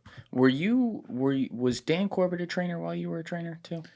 No, Dan was he came. I think he was at SQT teaching assaults because he came back from Red Squadron, and then he was there for a little bit. Right, because that's why I ended up going to SQT assaults as well. I screened for Dev Group. I went over to Green Team. I got dropped halfway through. Came back. Wait, what's Green Team? It's the screening process to get into Development Group. Got it. Okay. Yeah. So I had screened, and that's really when I went to Team 7. So I had screened out of first phase, made it about halfway, got dropped. They were like, hey, told me they're like, you can come back. Come back whenever next year. Why'd they drop you? Bro, I'm not. That's kind of shocking. It's I mean, believe me. Well, first off, I'm not anything special. I'm just. That's what they all say. I was lucky to be where I was among the men that I was with. But Green Team is a very subjective, and they were like, hey, come back next year. So I left, and I screened again. And they were like, yep, you can come back, but you have to wait a year because we can't just have you come back right away. And they're like, just stay in a training command. And I was like, no. So I found the next platoon that was going to Afghanistan, which was at Team 7, and I joined them and just went from there. What year is that now? This had to be 2011. Okay. So there was a very old podcast, I think from 2014, that Joe Rogan did. I want to say it was the first one he did with that CIA guy, Mike Baker. Oh, yeah, I love that dude. Yeah, that guy's great. But it was crazy. I had never listened to it, and then maybe a couple years ago, I think it was like right after the Afghanistan stuff, I listened to it. And again, this is back in like 2014. This guy laid out play by play to a T, as if he had a crystal fucking ball, down to like the image, almost like, I think he might have even used the word, "You're gonna have a fucking helicopter like the one over Saigon," like down to the imagery of how Afghanistan would fall, which tells me that, you know, he's not the only guy that could see that coming. Yep. You could see it coming too. I would imagine when from 08 to 12 or 13, when you go back, it's even worse. Like, what were you guys thinking at that point? Like, what the fuck are we doing here? Oh Or- yeah, that was so that we were doing the commando mission. So that's when we were taking we would take freaking 80 Afghan commandos and go hit a target, and there'd only be like 4 of us with them. So it'd be like, so everything was like sort of pushed to be Afghan led, right? It was like the Afghans are now fighting for themselves, but we're there going on ops, advising them. And the reality part of it is these guys ain't doing shit. I mean, there's some good ones, you know, that were decent, but the reality is we were still taking it to the enemy. I mean, that was a decent deployment, but I definitely saw the differences when I went back there. Like, just to give you an example, we got there the first week we were there. We went and did an operation. We were going to an old, so at this point we had turned over all the village stability operation sites back to the Afghans. We're like, these are yours now. You know, go do good things. So our job was to go back and assess if they were actually doing good things. You know, if like, hey, are they using these VSO sites? And as you can guess, they were all shitholes. Right. They had stolen taken everything out, sold everything. I mean, I'm talking millions of dollars just wasted. And during our first one, we were assessing this old VSO site, and the Taliban had actually, you know, taken it back over. And I watched, it was like at 1 or 2 in the morning, the B1 was above us, and we were talking to him, and one of the Taliban in the village shot a RPG up at the AC-130. And I was like, what the like this idiot. God. But that's hostile intent, dude. Yeah. See ya. So I ended up waiting. I saw him go back into the building. I waited till morning. I was watching. He came out. He had a PKM. He started making his way. And the B1 was talking me onto him like, yep, there he is. So I ended up blasting. I shot him. And another dude came up to grab his gun to run. I shot him.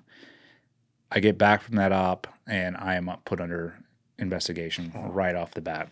They're like, you're not here to like, you're here to assess to make sure they're doing the right thing, but you aren't, you know, like. And I told him, I was like, he shot. It's the B1 will tell you all day. He shot at them, and I ended up being cleared. I mean, but it was still just the fact that I was then pulled out for a week. You know, told I was like, you know, you're under investigation, like this and this, we don't know. And I'm like, what are we doing here? And those are some of the changes that I saw. Also, the fact that we were paying off all these warlords. I mean, dude, it was so corrupt, and just, you know, we're paying these warlords to keep IEDs off the main roads, but then these warlords are also giving back to the Taliban. Like, it was just one big circle jerk. And, you know, that's when, I mean, I knew before then, though. It was like, this is the process of like where we're going to. It's going the wrong way. Yeah. Like the Sons of Iraq funds and all the bullshit there. Yeah, just dude. wide open to just corruption 101, even amongst our own soldiers. You know? I mean, holy shit. You know, we had a few cases in the Bureau where dudes just went bad. You know, they tried, I mean, you got shitloads of cash sitting on top of a safe unsecured.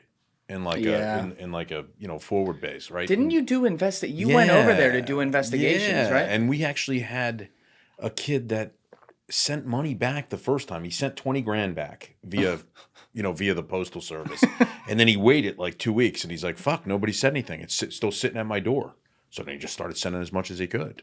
Oh my God. And ultimately he got caught. He's a West Point kid, and ultimately got caught. The sad part of that whole story is his battalion commander killed himself, because he said it was my responsibility. Now, we all know other mental issues, obviously, but that's a sad thing. And the only way we got this kid to talk was because he's a Asian American family, And so we just served search warrants on the accounts that belonged to his parents and his aunts and uncles. And once that happened, he gave us everything. But to the tune of like $2.5 million he sent back. Damn. Oh my In God. 7 months. I mean, that's a... Wild And- West, and Wild that- West out that's there. just one story. And nobody found it. Like, That's- nobody bothered yeah. to say, hey, what's going on? So-and-so is... You know, he's always around the safe. You know what I mean? Like, not, you know, there's being around the flag, but then there's being around the Yeah. safe. He just you bought a know? Bugatti, man. What's going on? Exactly. Yeah, he put like in the other thing, like his nieces and nephews had the best electronic equipment, and their rooms were redone. I'm like, oh my God. And Yeah. and You you're- wanted to get caught. Also, you know? I just put this together. Didn't Johnny Mack, wasn't that in Afghanistan too? That Or was, that yeah, that was so in Afghanistan. Your buddy, that was like 2011, same time period. 2010. May 18, 2010. He was the guy, he was a colonel. He was killed, like, I think it was at the time, it was the highest ranking officer to be killed over there. He got hit, hit by a suicide bomber.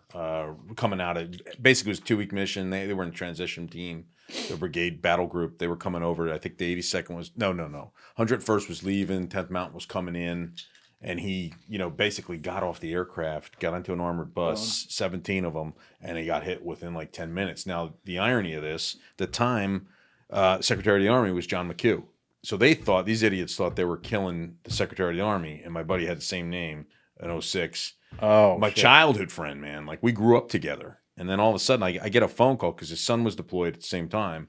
I get a phone call, and it's his brother, and he's like, hey, John's dead. And I'm like, oh, what are John and Connie going to do? Because, Michael was over there. It was him. So I was 46 years old, man, just hit. Like, it was, and no one ever really got to, it was just like, yeah, nobody really ever. got to the why it happened, or Just let it go, man. They just let it go. I feel like, and that's one memory I have too of one of my deployments, like just working with the conventional army. We went, it was Fob Wilson. They were just getting worked. And we got told like, hey, these guys are like getting smoked every time they go outside their fob. So we're like, hey, yeah, we'll come over. We'll go help assist and take care of the problem. And so they're like, yes. So we flew out there. And I remember landing at that fob and seeing these Army kids, man. Like, we got off the plane, and it was my SEAL platoon, and they came walking up to us, and these kids were crying. Like, are you here? They're like, are you here to help us? And we're like, yeah. And they're like, please, like, all of them just lost friends within the past week, and it was like a normal thing.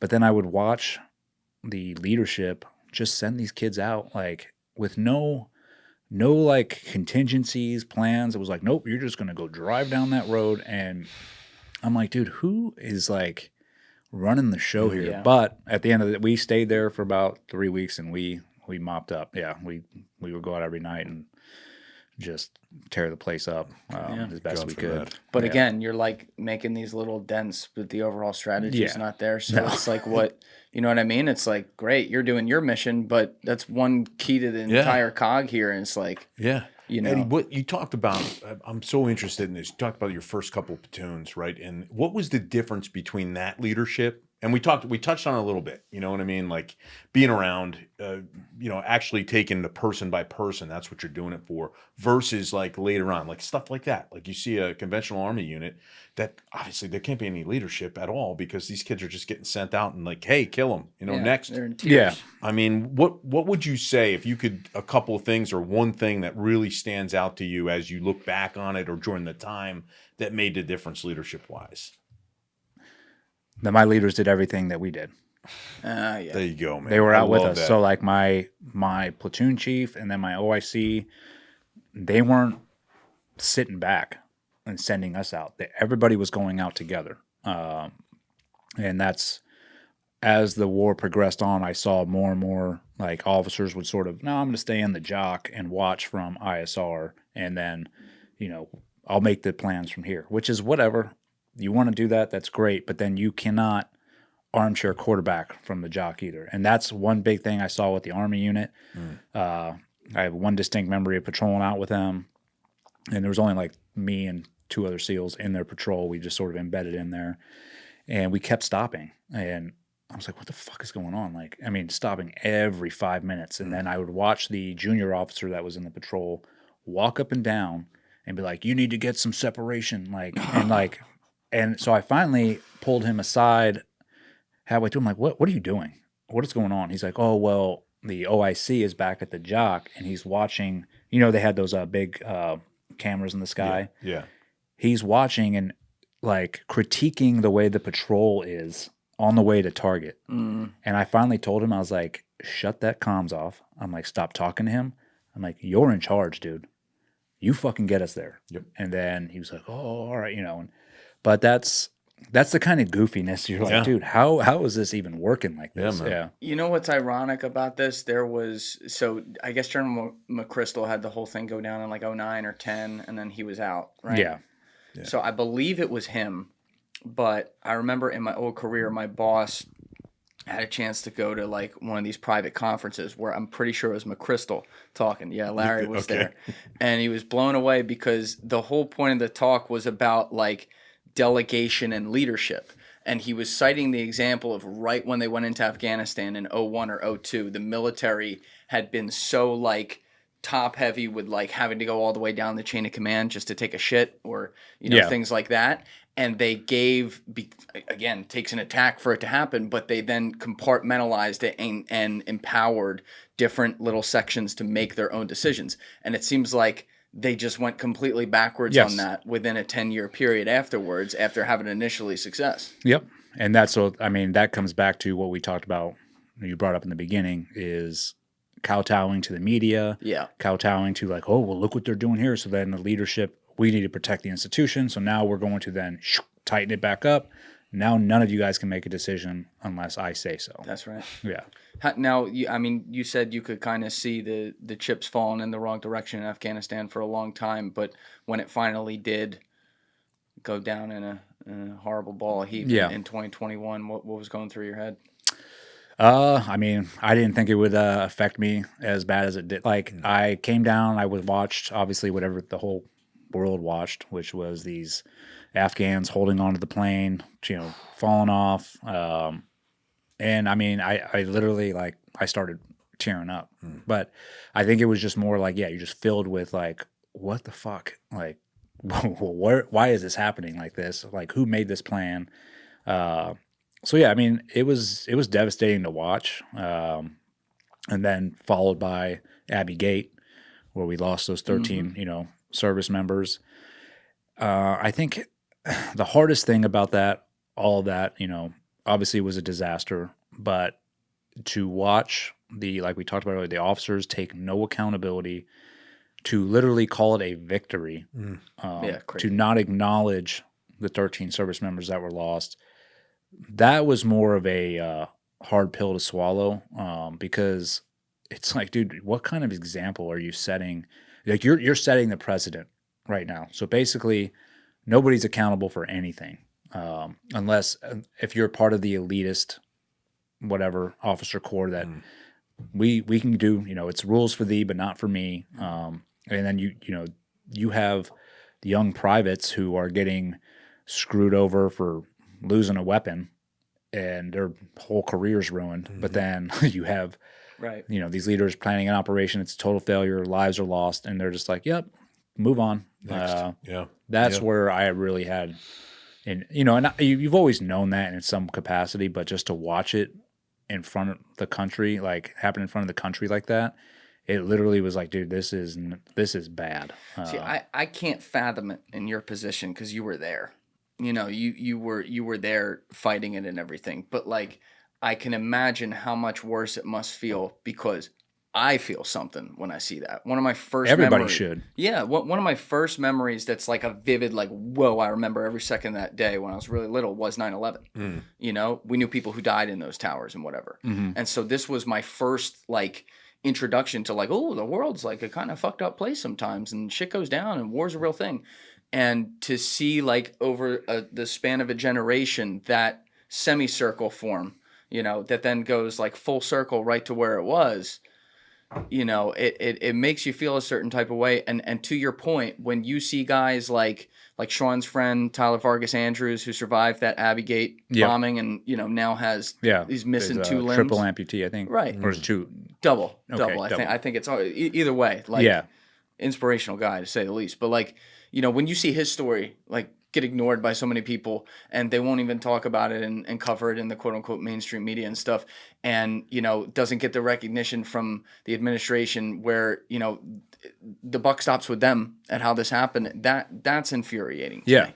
It is. And I think that's the main element that, is piss poor leadership, man.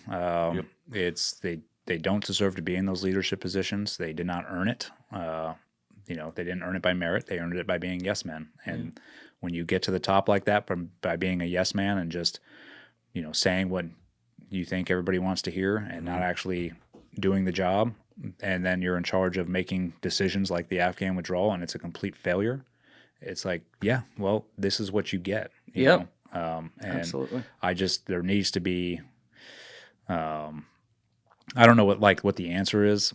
I brought up my solution, or I know it's super extreme, but I was like, dude, if Trump gets in office, it's like every 05 and above, you're gone.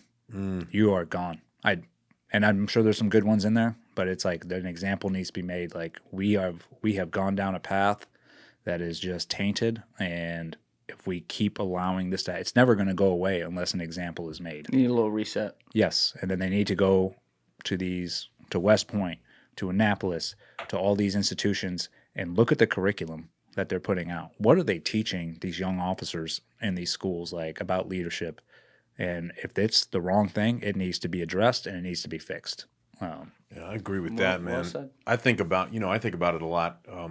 And there's great things going on that are different than when I went through there, but there's also things that we're missing. And it's simple things like mandatory dinner, or just like, I know it sounds ridiculous, but that's where it starts. Yeah. Right. Yeah. That's where you kind of start what you were talking about on the side of being close to your people, being around your people, being around the flag, doing everything that they do and not just saying, well, I did it once when I was a junior. I did it once when I was a sophomore. I did it once when I was a lieutenant. I don't have to do it anymore because I'm a field grade officer now. Those things are missing. Yeah. And it's very clear that they're missing. And, you could see the results. The results are evident. And everything is on here now. So, everything cops, it doesn't matter if it's cops, first responders, guys like you, guys like me, it's out there. Yeah. So if you stay close to that flag and you lead by example and you truly believe in what you're doing, because most people, I think, still believe in protecting the country. But they have different ways of believing that. Yes. Some of them are beneficial, right? They're self-serving. That's the people we got to fucking get rid of. Yeah. Because that is not working. It's just not. And that really doesn't work in any environment. It doesn't. It's like, if it's all about you, me, it's like, then you're going to be a problem. Yep. Eventually. Definitely. Yeah. All right. Well, I got to run to the bathroom real quick, but when we come back, let's get to Mosul and what happened there. Sounds and good. go through the whole case. Be right back. All right, we're back. So obviously, we've been kind of building up to this all day. This is the core of what became your story. Yeah. But before we get to actually what happened that then caused this whole case, what was the whole situation where you even got called in to be the chief of this specific platoon for Team 7? How did that work? So I was already at 7. I did a couple rotations, and so I was actually planning on going and screening again to try to go to Dev Group. That was like my goal. And I got offered a platoon chief. I had just picked up chief, and the master chief's like, hey, I want you to stay at 7, and I want you to take over this platoon. So I had called my friends that were already at Dev Group. I was like, hey, this is the predicament I'm in. What do you guys think? And here I do, take the platoon chief spot. Like, don't worry about coming over here. And so I was like, all right, and honestly, my family wasn't really keen on, my wife's not really keen on moving to the East Coast. I already knew that. So I was like, all right, I'm going to take the platoon chief spot. So yeah, I was in Charlie platoon. And so he's like, hey, I'm going to send you over to Alpha. Alpha, that last rotation did not do very well. The one before you. Yes. The one before I took over. So I talked about earlier, when a platoon goes through workup, they get graded on everything, and they didn't have very good high remarks. I think their leadership in the platoon had problems. So he was like, listen, you're going to go take over that platoon, straighten it up. And I was like, okay, and I didn't know anybody in that platoon. I just didn't know most of that. I knew one guy. And so I went over there. I ended up taking 2 individuals from my prior platoon with me. I was like, you 2 are coming with me. Took them. They let you do that? Like you can decide to do that? You can try. It's every platoon chief, when he takes over, like when it's his turn, he tries to build the best platoon. Like he's like, and you know who's who, everybody. Team America, if you will. Yeah, like reputations are everything in the team. So you're like, okay, I know this guy's a pipe hitter. I want this guy. I want this guy. But that's really unfair to do. You need to spread the wealth and experience. So I was, lucky enough to grab 2 guys from my platoon, my prior platoon, brought them over there. And yeah, I checked into that, not checked in, I was already at 7, but went over to Alpha, and from the get-go, I was like, hey, we're clean slate. I don't care what happened last go. I'm not no judgment, but we are going to train, and we are going to be the best platoon at this team. That is my goal. And the reason you want to do that is because then you get to pick where you get to go on deployment. Right. And I was like, I want to go obviously to combat and to the best spot. So, and everybody was on board. They were like, oh yeah. Yeah. They were like, yep. So we, started off the platoon. So when you come back from a deployment, you go right into a phase called professional development. And that is where the guys get sent off to schools. So it doesn't, to go get their qualifications. So sniper, breacher, JTAC, whatever. If you're missing quals in that platoon, like, hey, we only have 2 snipers, but we want 4, I'm sending 2 guys to sniper school. If we need a JTAC, that's the time to do it. It's during professional development phase. So during that phase, usually the whole platoon is not together because everyone's, at different schools. But I just chose, I was like, hey, the guys that are back, we are going to train every day. So we would go do all the basics, patrolling, pre-post assault procedures, shooting, CQC. And I think for some, when I say older guys, they were, 3rd platooners. They were like, not with, they're like, why are we doing this? And to be fair, we were the only platoon really out there doing it. I think there was this mindset of, oh, we'll just wait till we get to work up to do all that stuff. Well, work up is where you're getting graded, right? So it's like if you're not putting in the work beforehand, you should be shining during work up. You should show up and they should be like, holy shit, this platoon is put together, right?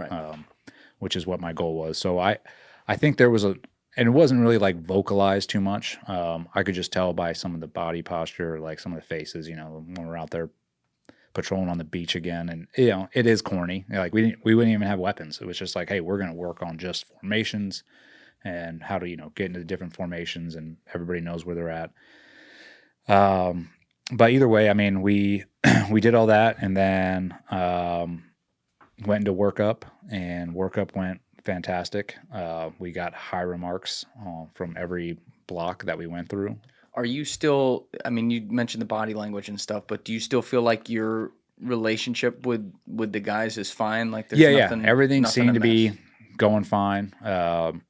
I definitely think there was Dylan DeLay, who was one of the guys. He from the get-go did not like me, but he was a very timid, meek type of individual. I just don't, my personality and his just didn't jive. Wouldn't have guessed that. Yeah. Which was fine. I didn't really think too highly, like too much of him, but at the same time, I wasn't like holding a personal grudge. I was like, this dude's in my platoon, whatever. Like, we'll keep going. And, but yeah, everything during workup was good to go. Really no incidents. We did just a great job. And then we got our pick going to Mosul. We were told that we were tasked with like, hey, this is where you guys are going to go on deployment. So then we did sit, which is where I talked about earlier, where we go do our individual, like our as a platoon, which is where I actually found where I live now. We went down there to train for 2 weeks. Oh, you did that in Florida? Yeah. Wow. So usually like there's these... So your wife made it to the East Coast? Yeah. Eventually, yeah. Down south, though. Yeah. Yeah, Florida's not a different Virginia country. Beach. Yeah. I'd take a passport there.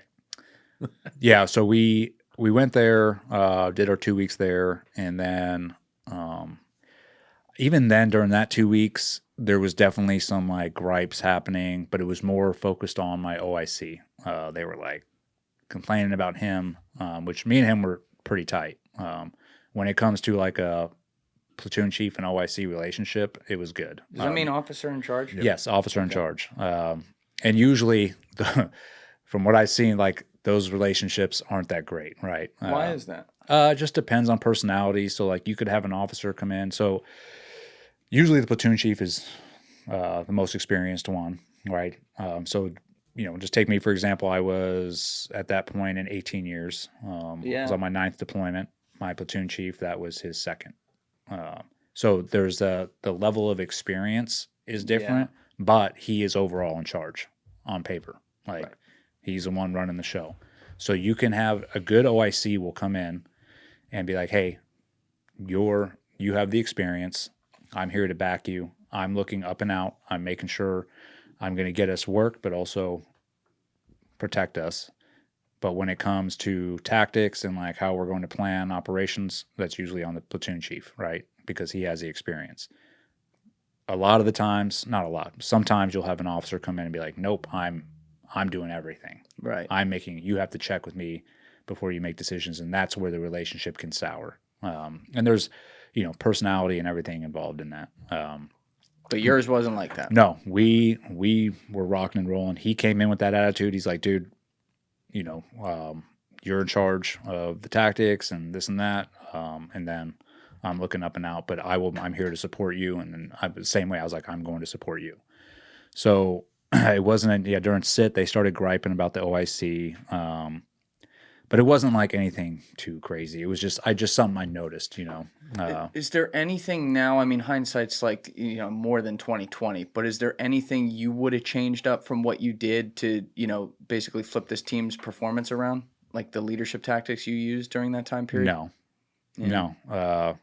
I don't, not during workup or during sit. During deployment, yes. Okay. There's a couple things on deployment that, I would have changed a little bit. I mean, and that's the thing, like leadership is not, I think there's some people that, get out of the military and they sell leadership as this, like, this is the way it is. And this is how you will become an effective leader. Leadership, you are going to mess up. I think a big thing of being a good leader is being humble enough and being vulnerable enough to be like, hey, and I said that to my platoon a couple times when we went into MAROPS, maritime operations and diving. I was like, dude, this is not my strong suit.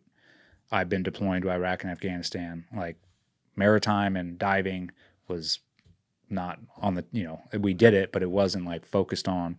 So I told them, I was like, I'm going to need some of your guys' help during these blocks to actually, succeed and be the best. And so, I think that paid dividends because they were like, and I actually put some of them in charge and some stuff. I'm like, hey, you're going to run this. I was really running it, but to give them the confidence. Yeah. Feel like they're in charge. Yeah. So, yeah. So yeah, when we got on deployment, that's when things shifted really quickly. How so? We got there and we hit the ground running. Maybe a little context for people, just what's going on at the time in Iraq. Okay, so in Mosul, obviously ISIS had control of Mosul, and there was a SEAL platoon that was already there, which my best friend was the platoon chief of. They had pushed through the east side of Mosul, and that's Trump took office when they were on their deployment. I think it was like the last 2 months of their deployment when Trump took office, and that's when they started being able to push. They were like, hey, you're going to push through the eastern side of Mosul, which was pretty rural. And then you had the western side, which was completely urban. I mean, just city after city, like it was just packed. So by the time we got there, they had cleared the eastern side, and we were being tasked with doing the western. And I remember my best friend, we had about 2 days of, we call it turnover. So when you show up, you do like a little turnover with the platoon that's there. I usually get what's working for them. Like, hey, what have you been doing that works? What hasn't been working? So you can start implementing those, if that's what you want to do. Just 2 days.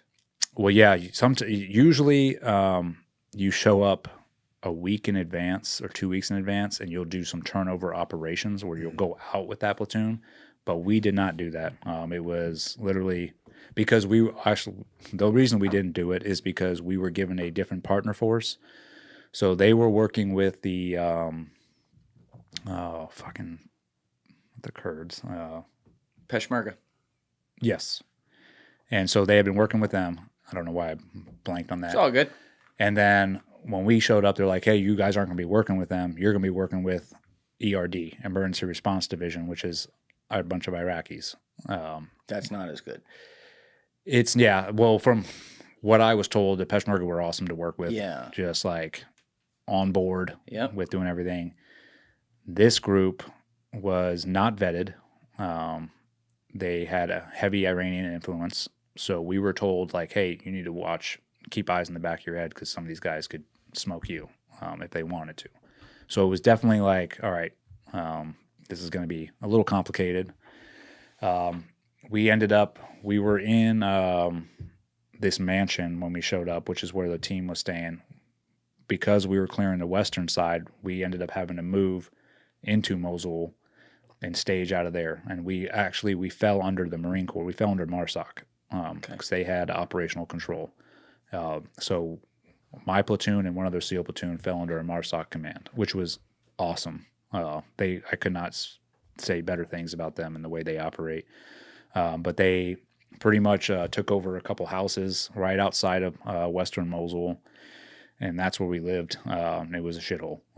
It was like, but it was like everything that nothing I had done before. I was like, this is what I expected. I think there was, out of the 4 platoons that were there, plus the head shed and all the administrative, we had 2 porta-johns, no showers. Oh, wow. No, it was just MREs. But that's, I was sort of like, this is reminiscent to the beginning of the war. Yeah. Like, okay, we're back, Had you had exposure already in any previous deployments to ISIS? No. So this is your first time with that? Yeah. We had not gone against ISIS. It was all Taliban, Al-Qaeda. So we show up there and it was literally, it was like figure it out. So we were given the partner force and they're like, hey, you guys are we were doing a AAA mission, which is advised, assist, and accompany, right? So we were really there just to advise them and assist them with air assets. And then if need be, we accompany them up to like help them out to get the job done. But that's like last resort, right? The rule was we were not allowed 800 meters. We had to be 800 meters back from the front line. We could not like go up to the fighting. So what the hell are you there for? To air assets. So what we would do is we would go out. This is like the first couple of weeks, and this is when I talk about figuring it out. Dude, the first day that we started clearing was probably one of the gnarliest like things I'd seen. We show up. There must have been miles of just Iraqi Humvees down stretching the line, and they were like pretty much came over comms and was like, and go. And they just started pushing into the city, and they're just blowing up, like IEDs going off. Like you're just watching mayhem happen. It was like a thing out of Braveheart. You're just like, what the fuck? So our job is we set back, we fly a Puma or a drone, we look for targets with the Puma or drone, and then we had mortars, and we would either hit the target with mortars or call in airstrikes, right? The problem with that was the Iraqis were getting their shit pushed in, and the leadership of the Iraqis were like, hey, you need to come up there with us. And we had to, well, we're not allowed. Oh, shit. And then they were like, well, you guys are fucking cowards. And so you're not gaining the respect of the partner force that you're working with. So I played this game. Me and my OIC played this game for about, I'd say, a couple weeks. And we're like, dude, this doesn't make any sense, because also what would happen is we were sitting back 800 meters and ISIS had drones. So the ISIS that's nice. Yeah, it was awesome. It was like a really 360 environment. You had to not look for IEDs, VBIDs. Now you had to look up in the air. So ISIS would fly over drones, and as soon as that would happen, we were taking mortars, because what they would do is just get your location, boom, and start hitting you with mortars. And so we were just getting smacked with mortars each time we went out, and they were coming close. And so we would call back and be like, hey, we want to push forward because we're taking fire. And they're like, nope, just return to base. So we just kept doing that. And I was like, dude, we're not making any ground. Like, this isn't doing anything. So myself and the OIC were like, listen, we're going to go on the offensive here. Like, we're an offensive unit. This is not, we can't just sit back here and do nothing. Yeah. And so we started going out. We'd set up our position where we were supposed to, 800 meters or wherever we chose. But then I would take an element up closer to, at first I would go recce a spot with a couple guys. You go what a spot? Recce, recon. Oh, got it. Recon a spot, find some high ground. And that was, had a good advantageous position. And then I would come back and grab, 4 or 5 guys, go up there with javelins, sniper rifles, A-dubs, all the organic weapons that we had at our disposal. And we started having an effect because then we were able to engage ISIS, from an area that we could see them. And the partner force started moving. They started clearing because of that, because we were going up there, not only helping them out in that way, but we were showing them like, hey, dude, we're in this with you. Yeah. Like, let's go. Like, this makes, on paper, this makes all the sense in the world, obviously. I see why you did it. But was there, because you're kind of entering that gray area of technically not doing the 800 meters back thing, is this where there started to be, like, guys in the platoon, like, we're not supposed to be doing this shit? Yeah, I think, I think from the get-go, when we showed up, like I talked about, we only had about 2 or 3 days, and then it was like, go. And like I said, it was definitely a fucking chaotic environment, dude. Like, we had our partner force. There was also probably 3 other partner force elements out there that belonged to another platoon or, an ODA platoon. And then there was just like regular Iraqi police that were out there clearing. So you had all these elements that you had to keep track of. We use these ATACs, so we would look on our phones, and a lot of the partner force would have these beacons on them, so you could tell where they were on the battle space. But then the problem was they would get killed, then ISIS would have the beacons, and so you were like, well, we don't know if this is ISIS or what. So it was just one of those, like, figuring it out was definitely drinking from a fire hose for the first couple weeks of like, all right. But once we got into a groove and we knew what we were doing, we started pushing forward. And there was some pushback. First things first is we were going out every day. And like I said, we were living in shitty living conditions. But what I did was, like I described before, how we would just take these mortars every day. I brought the whole platoon out probably for the first 4 or 5 days. And then I realized, I'm like, this is stupid. There's too many, we have too much of a footprint out here. So I was like, this is what I'm going to do. I'm going to split the platoon in half. Half the platoon went back to, remember I talked about that mansion? Yes. In Erbil. Yes. I sent half the platoon back to Erbil and was like, hey, you guys are going to go back, rest and refit for a week. Then you will come change out with the other half of the platoon. And then they will get to go rest and refit for a week. Myself, the OIC, and I think 2 other individuals, we stayed out there the whole time.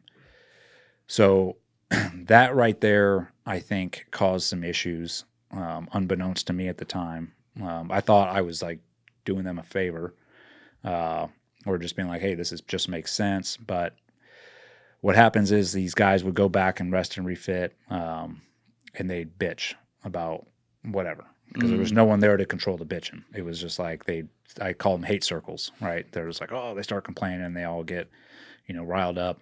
Did you see this in your previous years in other platoons? Did you ever see stuff like that happen? Yeah, dude, yeah. I mean, here's the thing. If guys aren't bitching, then they're plotting, right? So it's fine. It's like, if they're complaining, great. You only allow it to get to a certain point, and then you have to squash it and be like, you shut the fuck up. Like, this is the job. Yeah. So, I've seen before, and I was part of it. We called it the E5 Mafia. You're in the E5 Mafia, you think you know it all, and you're like complaining about the leadership and blah, blah, blah. And it's just natural. It happens, right? But the thing is, it never gets like unprofessional. It stays within the E5 Mafia, and that's it. It doesn't like go outside the platoon or even to the leadership. Yeah. So this is sort of like what was going on. But by the way, real quick, like when I look at your story after the fact, as you're going to go through this and drop the details, once I really learned what actually happened, which was I think the first one I saw was Sean Ryan's podcast on that, which was excellent. I was like, holy shit, you can't just believe what you hear on TV. But, Yeah. you know, there were so many little things, like teeny tiny things, and you'll end up describing some of them where it's like in hindsight, nothing was wrong there. But you could see how Yes. that then looks if you just take that and lift that and say, "Oh, but he did this." Yeah. Like there's these little moments where I'm just thinking to myself as a human, and I'm like, I would never think anything of that. And then you see it in some different, like, lit up context. You know, like if you're in the bar and you see a lot of ugly girls, but like you go like this and one of them looks hotter. Yeah. You know what I mean? Like it's almost like, or looks uglier once you see it because she looked hot because all the other ones were ugly. Like it's almost like that with your story. It's a and bunch of now tiny little red flags Yes. that really weren't, I didn't think were that big of a deal. And like I've said this in other podcasts, dude, I give them the benefit of the doubt as far as they had never been to combat and then they get thrown into this. Yeah. And it was a very chaotic and kinetic deployment. But the amount of atrocities that were witnessed on that deployment, I had never seen. And I'd seen my fair share, and ISIS was like on another level. What kinds of things did you see? Well, just to like give you, so even the partner force.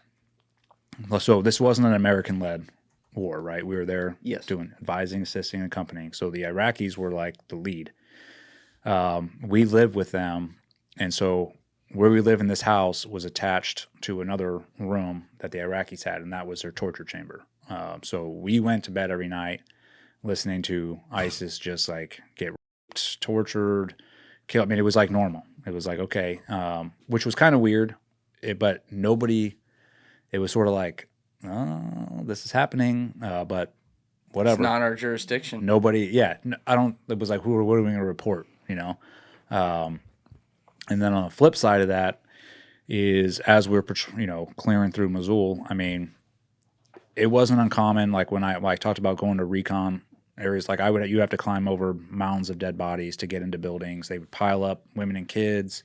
And then they would, Pile up women and kids. Yeah, dead bodies to block off entrances. And then at one point we had pulled into it was like downtown near the museum in Mosul, but there was a park and there was kids' heads on spikes. Kids, yeah. Decapitated kids' heads on spikes. And then they would, a couple times, they'd probably be like 300 or 400 meters away from us and with a field in front of us. And then they would send out a group of like 15 women and kids, some men, sprinting towards us and then mow them down. And like they were trying to get us to come out of our position to go help, which it worked. The Iraqis, the partner force, would go out there and try and help them and they would get smoked. So this is the kind of shit that was happening. And this was like normal. Like it just became, it was like, yep, this is the environment we're in. This enemy is, they don't give a shit about anything. Your guy Ephraim was actually there at the same time. Yes. He had just left the SEALs. You ever see that video? He was there, so so here's a funny story. The guy Ephraim was working with It's like a human ranger. rights. Yeah, he was a ranger, but then he started Burma. Yeah, he's got his own organization with Yes. that. Yeah. I actually was wrecking a place one time, and I turn and there's a truck coming, a pickup truck, and I'm like, what the fuck? And I saw it was a white dude in there, and he stopped and he was like, hey, and it was a guy who I was like, what are you doing? And he's like, oh, we're up front. They're on the front line, like saving people.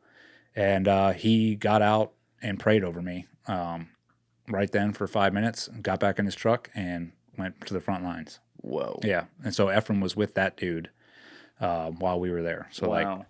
we actually assisted them at one point.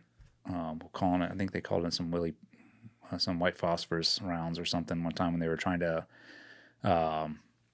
rescue some children. Yeah. Yeah. Well, they show on. We can't show that video on the screen, but people can go Google it when he got shot. Yeah, in the leg behind the tank. Yeah. Which, by the way, insane cinematography on this whole thing. I'm like, dude, you couldn't have set that up any better. But wild to look at it because he was in the middle of exactly what you just laid out, where they would mow the people down. Yes. And you can see in the background of the video, there's literally just piles of bodies. Mm-hmm. And then there was one living little girl, and that's who, like, he and his guys went and saved. But there's no, like, the ISIS guys are the closest things to, like, actual animals I've ever personally studied. And, like, I study the Nazis a lot, and I'd say they're up there evil. too. Yeah, pure evil. Yeah. And that was just the environment, right? And that's why I'm like, for these guys on their first deployment, like, it's a lot to take in. Oh yeah. Right. So I think once we started really rolling, I think some of the guys were like, dude, why are we going out all the time? Like, one of us first they were worried about one of us is going to get killed.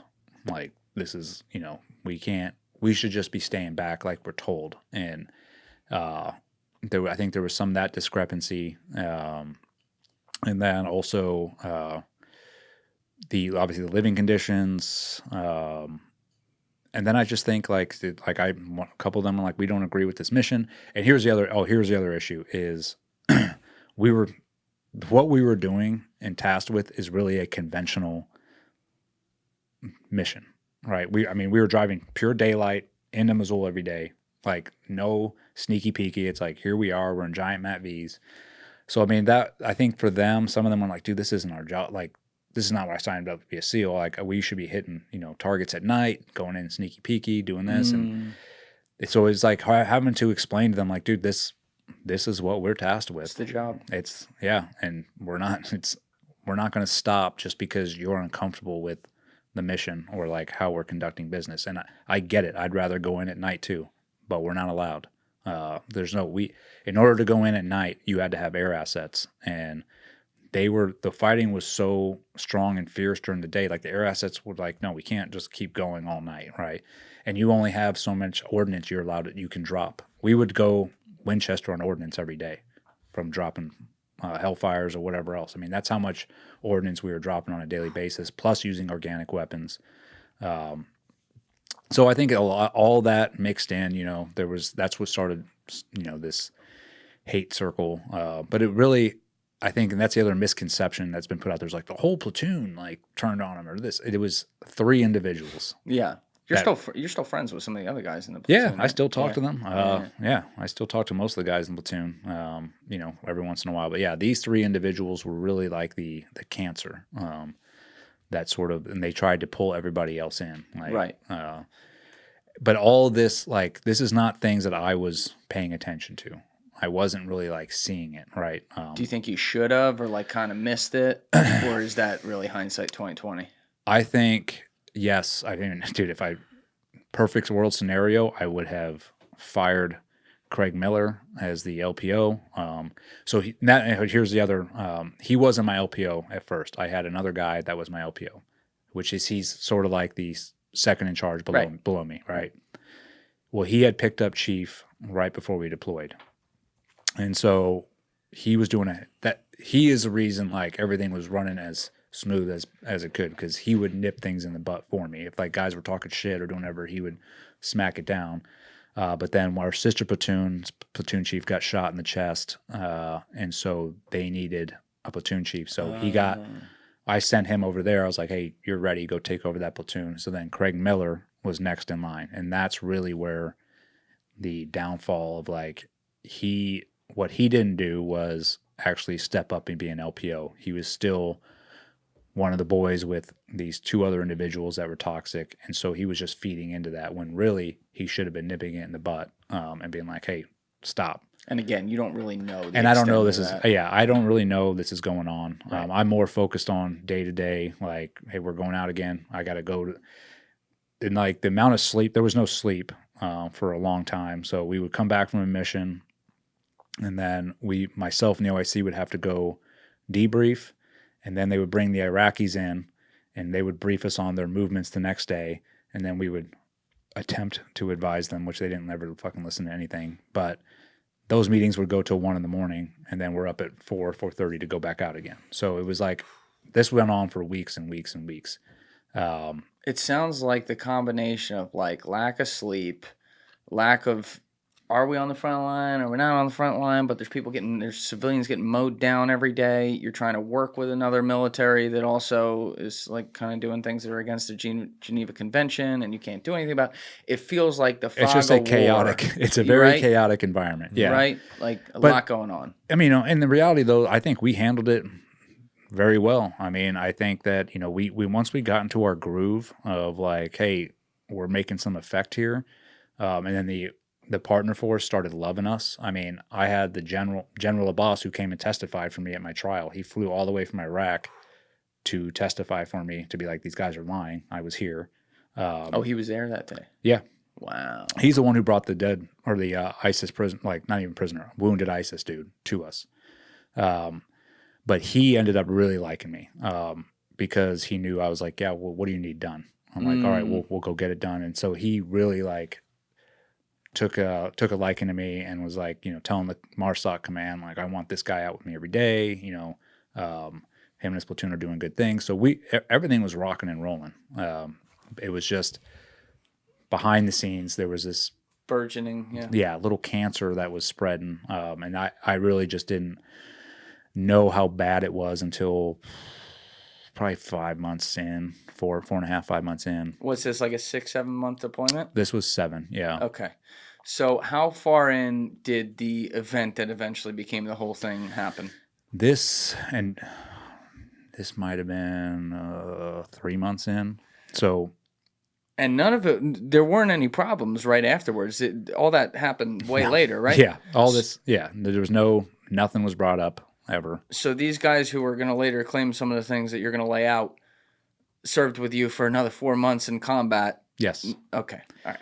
Yep. That's and this is where interesting. this is where the ridiculousness of their lies, like, really just comes to fruition because of the things they were saying. So, yeah, Leslie, by the way, can you pull up the Wikipedia page on Eddie while we're at it? Because we're going to have to go bullet point by bullet point at some point here. But that Wikipedia page is way off, by the way. I know.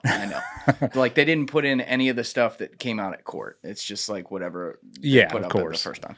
But anyway, so that day. So that about 3 months in, 3.5 months in, we had been clearing from south to north.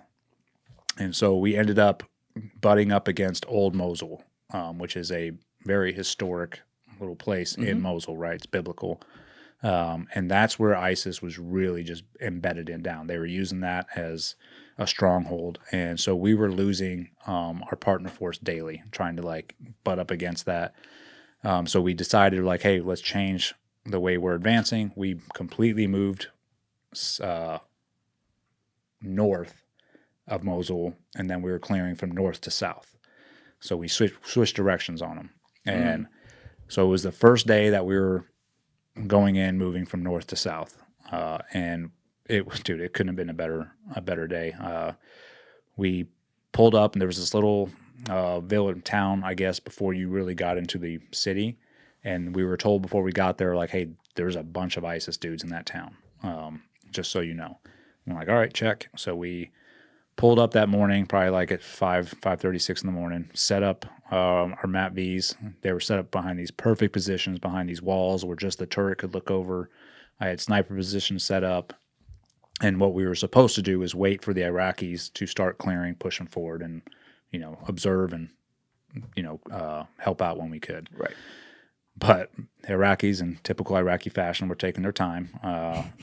7 o'clock comes around. They're still like, oh, we're not ready. And we're watching ISIS just set up. We're like, these dudes are maneuvering around this town, like PKMs, everything's, they know what's coming. So I was like, fuck it. Like, let's do it. And we just started engaging them. How many guys would you say there were? Probably, 30 to 40.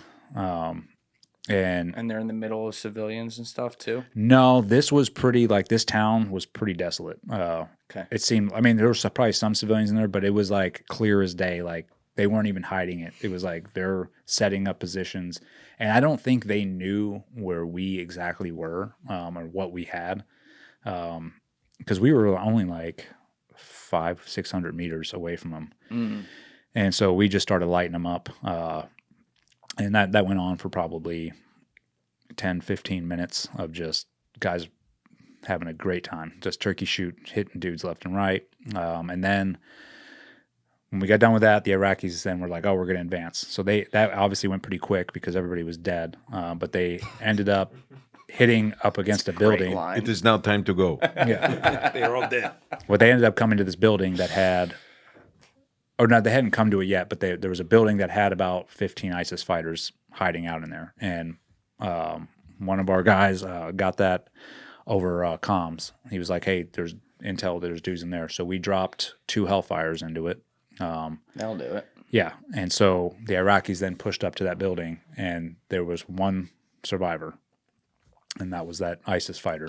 So they ended up throwing him on the hood of their Humvee and driving him back to us. And so they had never done that before, or like, you know, and so they brought him back, they threw him on the ground. This, I mean, he's 17, 18 years old. Nobody knows his age, but definitely not 12 or 13 like the media was putting out. This was They were saying, I didn't even know they were saying that. The age switched around so many times. But this, he was a kid, 16, 17, 18, but he was an ISIS fighter. But he was on death's door. I mean, you could see just looking at him, you're like, dude, he's not going to make it. What kind of injuries? Like bullet definitely or internal. force? A lot of internal injuries from the explosion. I think he had a massive laceration on his left leg, and then he wasn't breathing, having agonal breathing.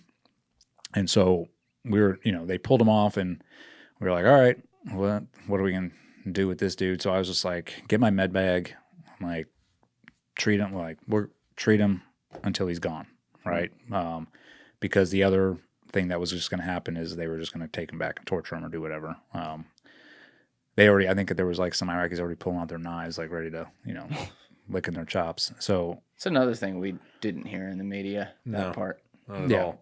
So we ended up medically treating this dude. I criked him, which is gave him a cricothoradotomy. Is that like a trachea? Yes. So it's where if he's not breathing, so like he had agonal breathing, he had, blast exposure. So I gave him that airway, put that in. And then the other medic, Corey Scott, came up. He was helping out. We ended up giving him 2 chest tubes and an interosseous because we could not get an IV or to get fluids in him. So we gave him an IO in the chest plate to get some fluids in. By that time, he was dead, cooked, right? Yeah. I was running back, and by this time there was 2 other SEALs working on him that wanted to be medics or like wanted to get some training. So, and we pretty much were like, all right, yeah, go ahead, and the other medic will assist you and help you do a chest tube or the IO. And that's the best training you can get. It's a real world experience.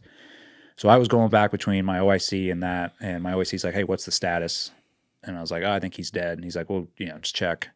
So I went up, I thumped him, and you couldn't really tell, and then I sort of smacked him to see if he'd get a response. And then I took a knife out and I poked him in the side, like a hard jab, and didn't break skin, didn't do any of that. No response. Was that kind of standard? Like that's something you had to do before? I hadn't, no. I think at the time I was like, dude, is this guy dead or what? Like, because I couldn't even eye thump, and he was so out of it. I just was like, if there's no stimuli from this, then he's gone, and we can just forget about this dude. Like it's done.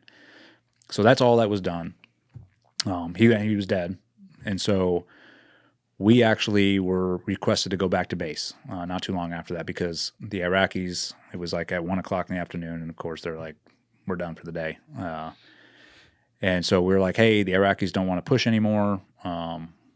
We'd like to, return to base, RTB. And they were like, hey, no, we want you guys to stay out there for another, how many hours, just in case. And we're like, okay.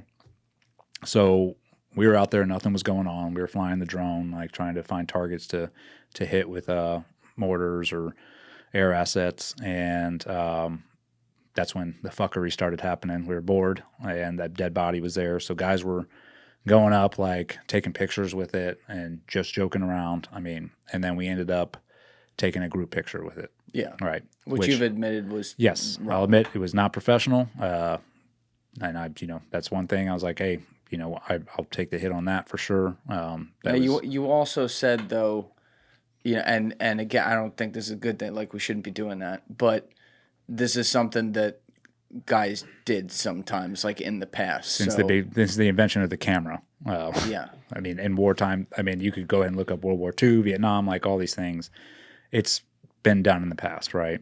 But I will say on a professional level, no, it's not a professional thing to do. But we did it, right? So we ended up, we're messing around. That was it. Like literally that's all that was done, was taking pictures. And I think a couple of the guys were flying the drone like around him, seeing how close they could get to his face. This is how board team guys. Is there any shit talk going on with the guys who you felt were more cancerous at this time? Is there any signal that anything's wrong? Nothing is said. And this is what's hilarious. Craig Miller, who's the head of the cancerous thing, right? And he's the one that NSW holds up in this like high, like, oh, such a moral and ethical dude. He was over there kicking the guy in the face, like doing shit to him too, right? Is there any video? Like someone was taking video at some point, but do we have any video of that? So there's this is what's crazy is TC Byrne had his helmet cam on the whole time. This is so there's video of me coming up with the med bag, opening it, starting to work on that guy, right? I think I've seen that. But then it shuts off at a certain point, and that's it. Where I wish I was like, where's the rest of that video? And I know it was there. I know that everything was recorded. But what TC, Craig Miller, and them did is delete everything from that point on. Oh, TC was one of the guys. Yeah. So that's why there's no rest of that video. And I didn't have the video. They were in control of it. No. Is that standard for someone to have a helmet? Always have at least one guy with a helmet cam on the teams, or was that just random that he happened to have it? It was more the guys wanted just to get content. Get content. Yeah, like they all there was probably 3 or 4 of them that had helmet cams. Gary V would be proud. There you go. Yeah.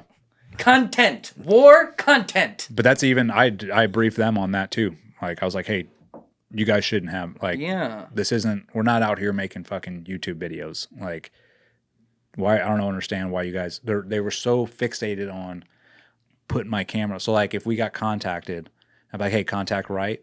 The first thing you do is face right with your rifle at the ready. They would go right to their camera and then That's what you would do, Jim, right? You throw the camera on first. I would not. And then once again, maybe generational thing as well, I guess. But yeah, that video. Like there's probably more to it, but they deleted it, and I'm sure it would show a lot more. And the reason they deleted it is because they would be culpable for their actions as well. Very convenient. Too. It was there was a similar thing like with the Blackwater 4 guys. Where the drone conveniently turned off. Yes. Well, I forget what the minutes was. I'll get it wrong. But before the shit goes down. So it's kind of the same thing with you. That's pretty fascinating. Yeah. And I to this day I don't know who deleted that video. It could have been NCIS that did it. It could have been the prosecution. I mean, there was so much corruption and deceit going on. Like it could have been any of them. But no fireworks right after. Everything's cool. No. So the only thing that happened afterwards is we went back and the Craig Miller had a little meeting with the guys, which the LPO usually does, just to like delegate and like, hey, this is what we need to do. Gio, my good friend Gio, who was a Marine that was attached to us, and I'll just say, rest in peace. He committed suicide last month. But sorry, man. He was in there and he heard Craig say, "Those pictures that we took are war crimes, and we need to get that's not right." And even though he was in the pictures, right? Which, okay.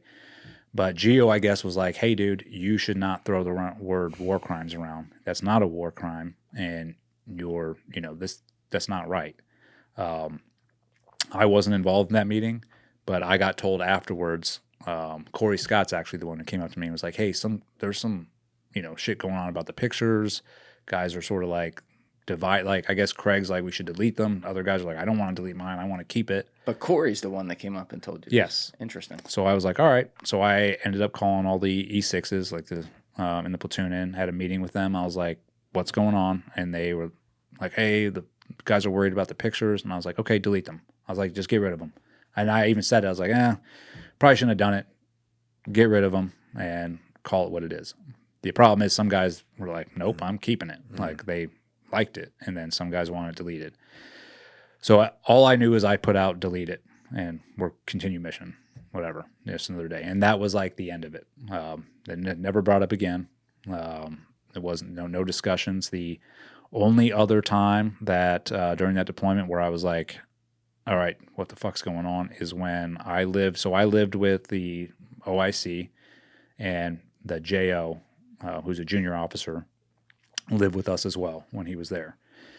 And I had asked to borrow his phone. We had in-country phones, and I wanted to text somebody back at Erbil to make sure they brought up some supply I forget what it was, when they were coming back the next week.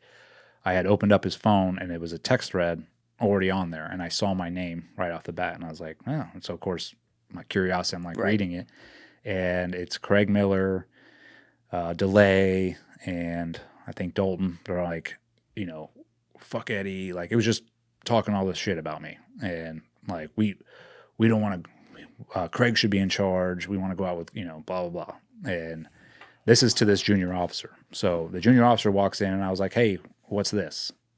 And so right away, he's like, oh, I don't know. He shit himself. Yeah. So I was like, this needs to be nipped in the butt. So I called another meeting, went down. I actually drove to Erbil. I canceled the operation the next day. I was like, we're going to solve this. So I drove up there with my OIC. Nice scenic drive through the countryside. That's right. Yeah. And so I had a meeting with all of them. And it came to like, I was like, what is the issue here? What is the problem? And the one guy who was talking the most trash on the text thread, he was just like, oh. And I was like, he's like, I don't know. I'm just pissed. And I was like, well, let's talk. Is this Corey? No, this is another guy named Joe. Okay. Who really was just like not part of it. He was just getting wrapped up in it. And so I talked to him. I'm like, dude, what are the issues? And really, there was no issue. He even admitted it. He's like, dude, it's just we're coming back here, and the hate circle starts and whatever, And I'm like, okay. I was like, well, do you understand the mission? I'm like, why we're doing this every day? And he's like, yes. And I was like, so you guys are just tired, whatever. And he's like, yeah. And so I was like, okay. I was like, is there anything else? No. Cool. We went back out. Everything was like, hey, I realized, I think we all agreed at that point. It was like, like I said, we're like 5 months in. Hey, we're all tired. Everybody's beat down. We've been working hard. I'm like, but let's finish this deployment off strong. Clean slates. Let's just like try and cut the drama out. I was like, I will try and fix things, I guess, on my end, like, but the reality is this: we cannot stop going until the mission is complete. They were obviously on this chain, though. They're complaining about you, like, in general. Yes. They're not pointing to, like, the one event with the guy. That's not even, like, discussed in that, or is it? Which guy? Like the ISIS guy. No, and that. So none that's of that, not discussed. None of that is discussed. They're just discussing. So, and what I found out later is, and this is from Geo and some other guys in Platoon, everything that happened on that deployment was my fault. It could have rained, and they're like, fucking Eddie. Like, they were putting everything on me. I was making them go out every day. Everything bad that happened, to the point where if they lost something, they're like, Eddie stole it. That started becoming a rumor. They're like, he's stealing things from people. And I didn't know about this either. I was like, until I got back. Is this like Red Bulls and power bars and shit? Dude, this is so petty. Again, the ugly girl on the bar thing. Yeah. Yeah. It was, at the time, it was like Craig had lost a pair of sunglasses. Immediately, Eddie stole them. Oh, you stole them. And here's the thing. He found them under his bed 2 weeks later, but didn't like saying, just like, oh, somebody put them said there. somebody, put him back. He said I put him back. Yeah. So I stole them for 2 weeks, and then I put them back. Right. These are all Were they at least Versace's? Like, were they nice? These are the typical SEAL Gators is what they were. Gators. Yeah. What were they running you? Like $50? Oh no, those are about 150. They're expensive. Ooh, that's up there. That's out of my price range. Which is a misdemeanor. And Yes. he could have been charged with that theft. Yes, that's But he right. did return it, so it's only half price. And then here's another one. Ridiculous. I'll skip to, so all that was going on, right? We had that final meeting. We ended up clearing Mosul. We had about 3 weeks left of deployment. And so it was, nothing else was going on. So I was like, hey, this is a perfect chance. Take this 3 weeks, decompress while we're here. We're probably not going to get tasked with too much, but we did end up getting tasked with, so the next city they were going to take was Talifar. They were like, hey, we want you guys to go get eyes on Talifar and just like observe, report back anything. Simple task, right? We go up to the forward line of advance and just keep eyes on it. So I went out there twice, and it was, you're watching just Talifar, some dudes mill about, but you really like, that's not a chance, you're not going to drop ordnance or do anything kinetic. It's like just reporting back. So I told Craig, I was like, so if everybody wants him to be in charge. I was like, hey, you go out on this next one, be the TAC lead. I was like, you're running the show. I'm going to stay back. And he was like, oh, okay. They go out. They end up killing 4 innocent civilians. They come back, and this gets reported to me. I get a phone call like, hey, this happened. So they show back up, and I'm like, what the fuck? And so what happened is another guy, Josh Varenz, who was one of the dudes, he said he spotted an ISIS fighter 1,000 meters away aiming a gun at him. So what they did is it's 1,000 meters, yeah, aiming a gun. Yes. That's through his sniper rifle, They launched a Switchblade, which is a remote control little airplane with a ordnance on it, which you can control and fly into, whoever or a building. They launched that and land that into the group of people that Bryn said was, pointing guns at him. It turns out it was like a couple kids and 2 dudes, and they smoked them all. So and they weren't aiming guns at him? No, these were civilians. So I get told this, and this is like probably the most pissed I was, because I didn't go out. The one time I didn't go out, and I was like, this is on me. Like, I should have fucking been there. But either way, they come back. I'm like, what happened? They tell me what happened, and I'm like, listen, the problem is you guys, they lied and reported up something else to MARSOC. So I had to drive down to the MARSOC command, and I'm trying to smooth this out. And I'm trying to help them out. I'm like, dude, what are we going to do about this? And they're like, dude, these guys are fucked. Like, they reported this, and this is what actually happened. So I went back, and I even helped them out. I was like, dude, you guys need to get what happened, get your story straight, and you're going to get investigated when we get back, but you need to stick to your story. And that's it. I was like, I have, my name is Paul. This is between y'all. I was like, I wasn't there, but this is my advice to you. This is what you need to do. Ended up, they got investigated when they got back, and it all got squashed. Like, so we're just like, That's whatever. Convenient. Yes. Yeah. And which that incident wasn't allowed to be brought up in my trial either. Why not? Because surprisingly enough, before the trial, they classified it. And they were like, oh, that's classified now. And So were those guys witnesses at the trial? Yeah. Against you? So yeah. No chance to impeach the witness with a very clear. And they had full immunity. Yeah. So actually, they classified it before. Was it right before the trial? Yeah. Because we were like, we have evidence of the really only war crime that happened was done by one of the witnesses. The accusers. Yeah. And that's when they were like, and that's classified. And you tried to help them. Yeah, I mean, like any chief's got to look out for his guys and be like, hey, I don't want to see anybody get burned. This is war. I've been doing enough. I'm like, I realize mistakes happen. Mm-hmm. So yeah, I mean, we ended up finishing off the deployment. Is it tense at all? Like, because you saw the text, the last 3 weeks were just weird, man. Like I was like, I did not like these dudes. And I was, but I was like, hey, you got to finish out the deployment. I really just didn't, I wasn't hanging out with them. These guys had built a bar up on the roof of the mansion. Because by this time, we're back in Erbil. So we're done. We're allowed to go back to Erbil. We're chilling in this mansion. We're finally like living in AC and have all the amenities for the last 3 weeks of deployment, which I was fine with. I'm like, dude, I'm just going to work out, get healthy. I had lost, I don't know how much weight during that deployment.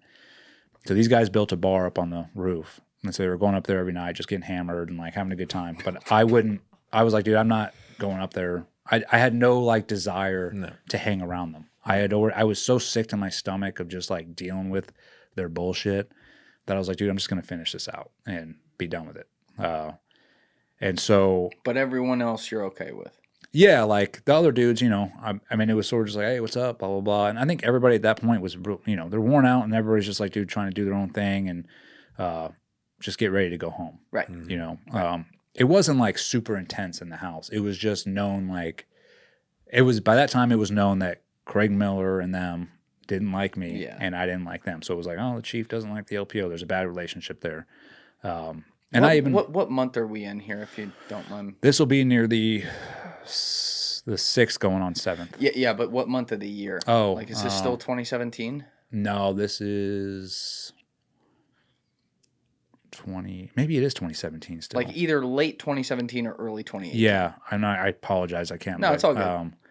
Just like in that range. Yeah, yeah. Okay. So it might have been 2017 still.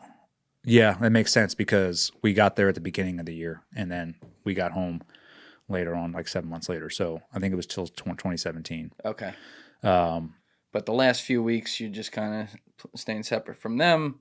They're doing their thing, you're doing yours, and less actions going on. Yeah, so and I'm dealing with, sending the upcoming, like the platoon that was coming to relieve us. I'm sending back reports to the platoon chief, just, doing what I got to do.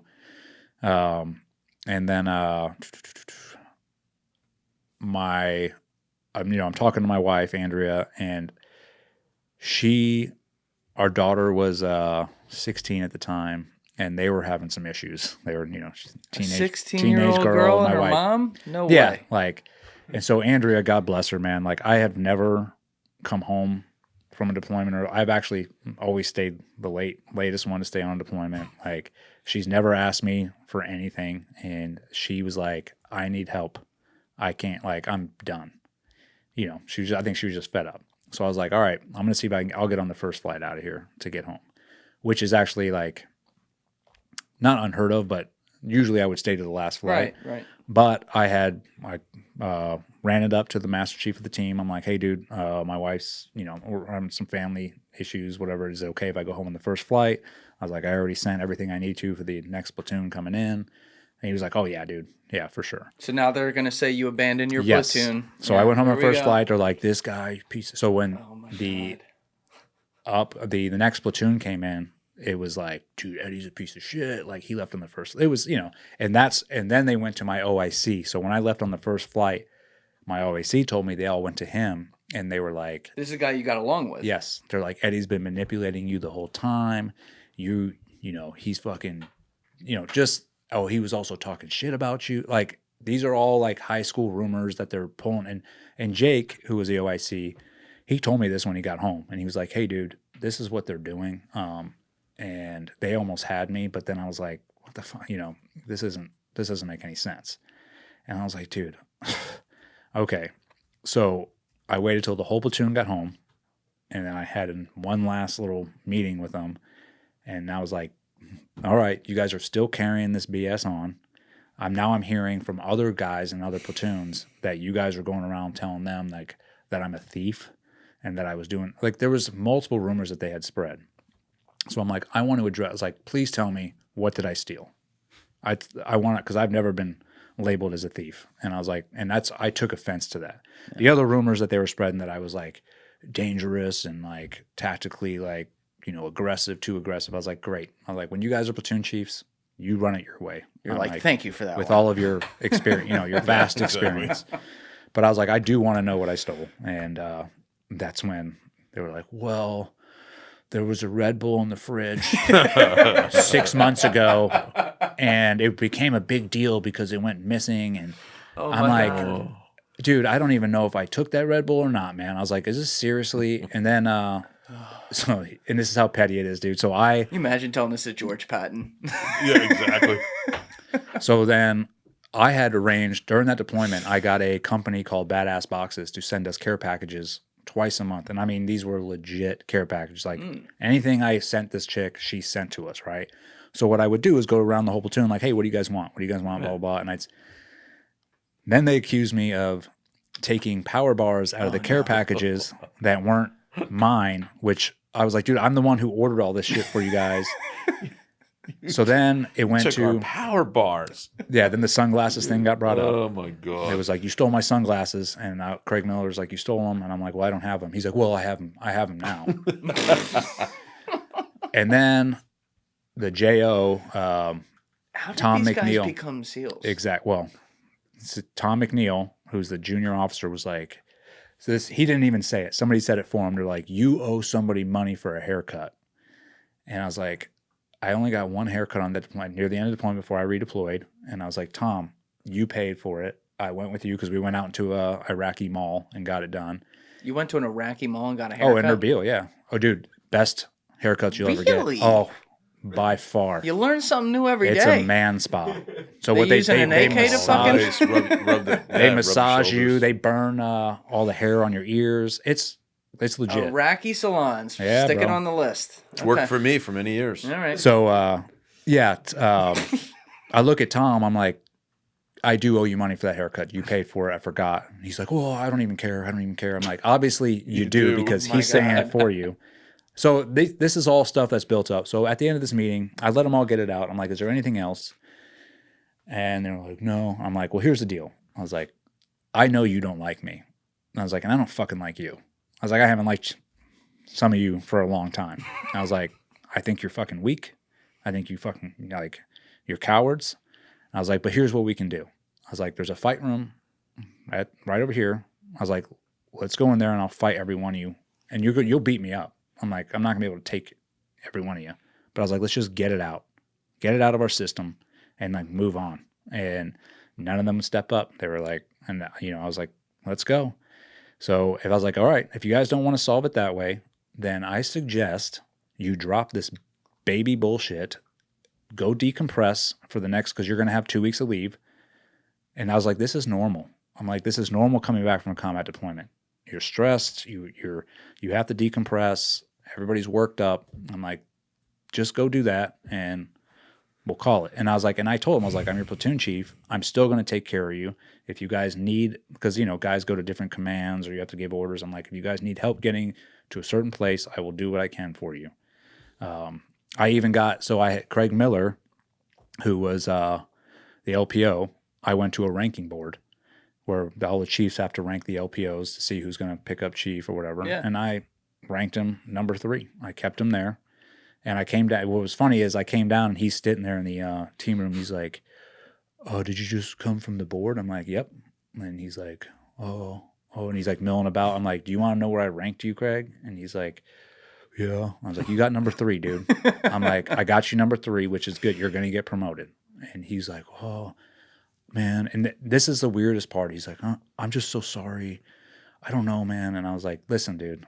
I was like, me and you are never going to be friends. I was like, we were. I was cool with you until you accused me. You accused me of stealing from you, dude, to the whole platoon. Mm-hmm. I was like, we cannot. We're work companions. I'm gonna help you out, but I was like, off duty, dude. You don't know my fucking name. I'm like, I don't respect you, and that's it. And so, maybe and that's another thing I could have handled differently. But at that point, I was like, dude, fuck you guys. Leslie's fucking dying over here. So could have handled that one differently. We ended up dispersing. I got sent to TRADET to be the senior enlisted advisor for urban combat. And while I'm there, this is about 7 months after the deployment. So midway through 18, maybe, something like that? Yeah. it was probably like March or April of 18. Okay. I get pulled aside and they're like, hey, you're under investigation. And I was like, for what? And You're like the fucking power bars. They're like laws of armed conflict, war crime. And I'm like, well, Christ. what is, I was like, so what do I, okay. I'm like, and I don't even know what it's like, what it's about at this point. And so I'm like, what do I do? And they're like, well, we're pulling you from your position. You're not going to be the senior enlisted advisor. We're just going to put you in this office until this investigation gets settled. So I'm like, all right, well, can you give me some advice? And this was like the Master Chief who was in charge of me, the new Master Chief that was in charge of me. And he's like, nope. He's like, you're on your own. He's like, and this is what he said to me in the office. He's like, if they're saying what you did is true, then you need to own up to it. And I'm like, well, I need to know what they're saying. He's like, I'm not talking to you. And so right away, I got this like vibe, like, oh shit, Sinister. Like, yeah, you're already accused. Like, I'm guilty, right? Yeah. So I end up going and hiring. Well, I went and talked to a buddy, and I was like, hey, dude, what do I do? And he's like, you need to get a lawyer on standby just in case. So, And you don't even know what you're defending yet. no. But I ended up, he had a lawyer that he hooked me up with who was a retired lieutenant colonel.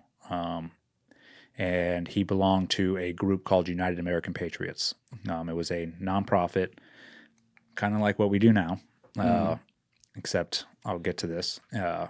I end up talking to him, and he's like, yeah, okay, yeah, we'll represent you if this thing goes forward. You won't pay a dime. This is what we do as a nonprofit. So I met with him and another lawyer named Phil Stackhouse, and they were like, cool. I sort of gave them everything. I'm like, I don't know what they're coming after me for, but I gave them the whole story from the deployment. I'm like, this is what's going on. Did they ever stop you at anything that happened, even including like the one with the guy, and say like, was there anything else there, or like try to zero in on it and what someone could possibly be trying to accuse you of, or was it just like pretty standard? It was like war crime, like law of armed conflict. There was no. No. I mean, I'm sorry. I should ask that more clearly. When you're talking with your lawyers and you're taking them, day by day as best you can across the 7 months, were there any events in there, possibly including the event it ended up being, where they stopped you and said, "Ooh, tell me more about that. Maybe they're trying to accuse you of this." Every day was an event. So it was like, in my mind, I'm like, dude, it could be anything, right? I'm like, I don't know what, it was a freaking chaotic deployment. That incident was like the last thing on my mind. That wasn't even in my thought process. So these guys said, like, hey, we'll help you out. We're, if this thing furthers, we'll be your lawyers. So again, I'm back, I go back, I'm checking into work, no job. No one's like, I start getting shunned more and more. They're like, hey, we want you to move across the street to this other office.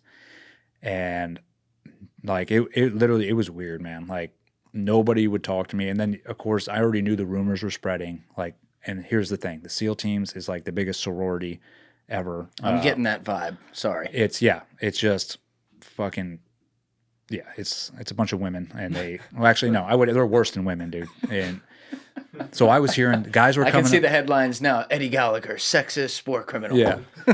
I was having dudes come up to me that I knew, and they're like, hey, man, I heard that you were stepping on babies' heads, or like, then I heard you raped a woman.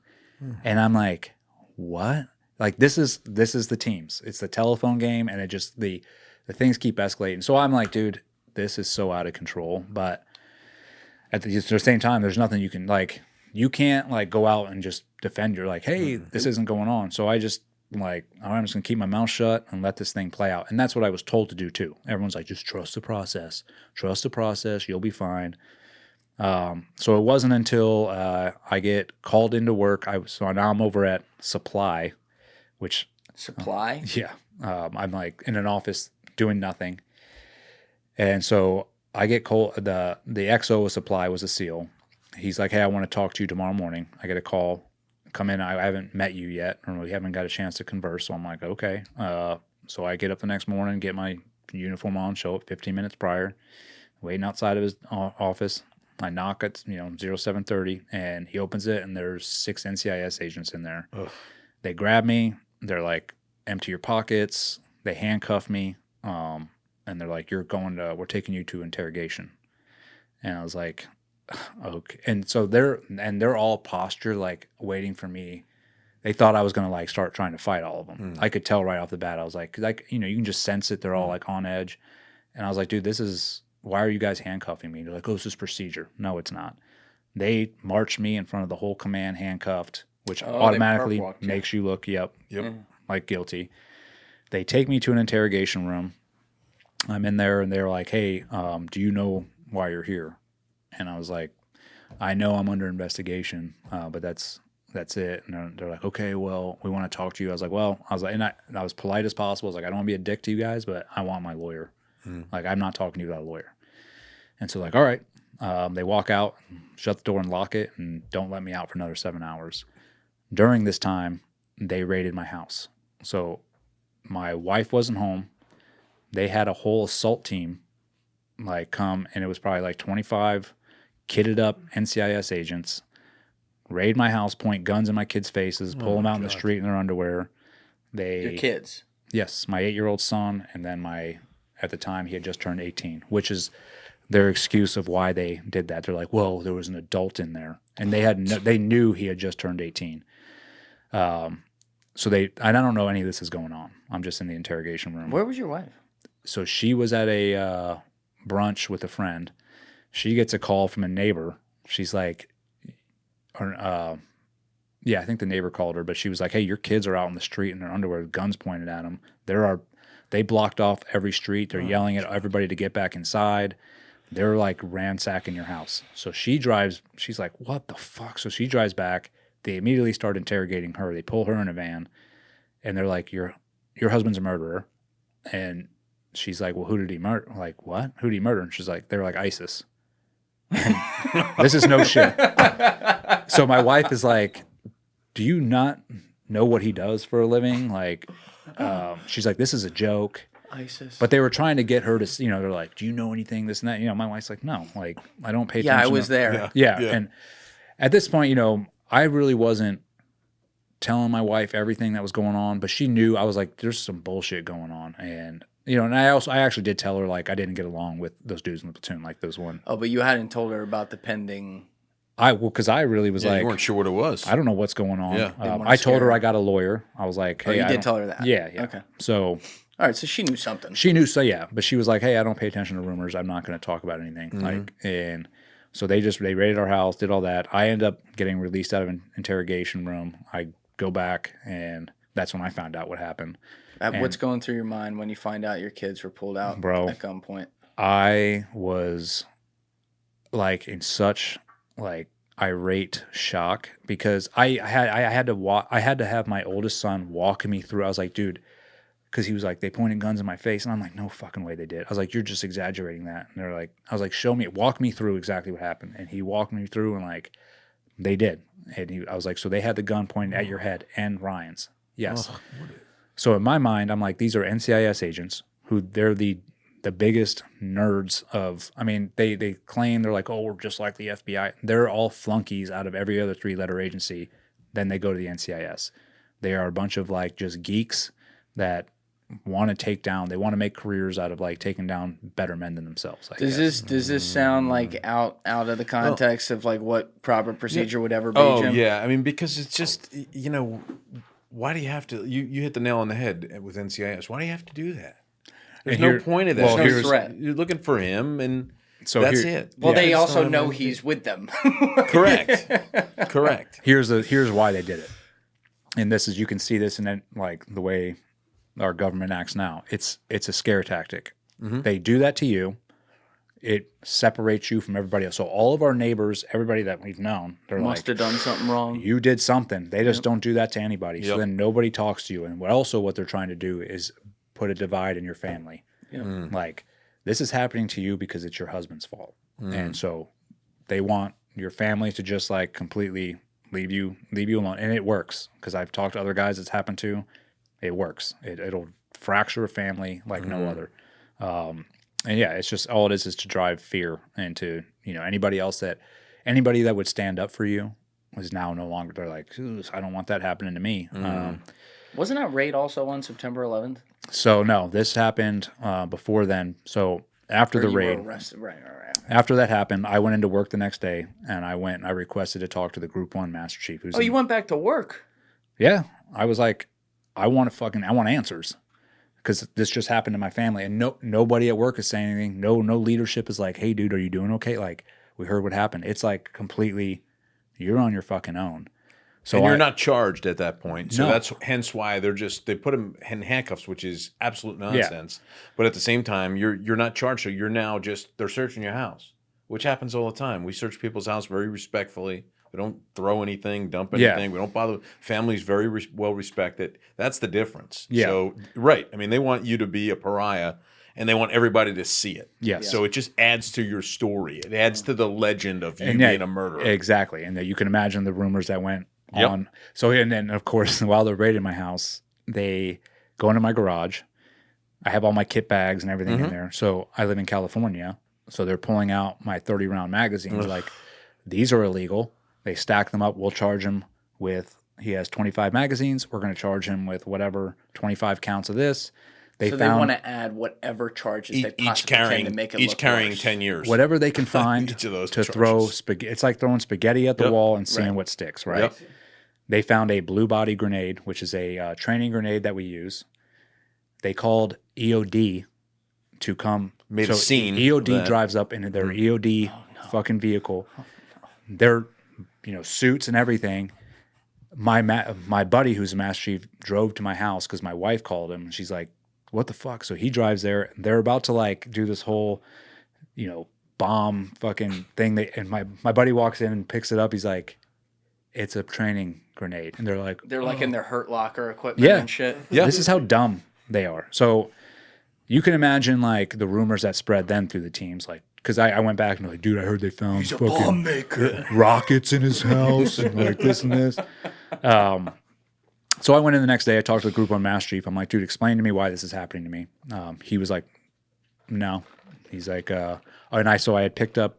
I got selected for Senior Chief.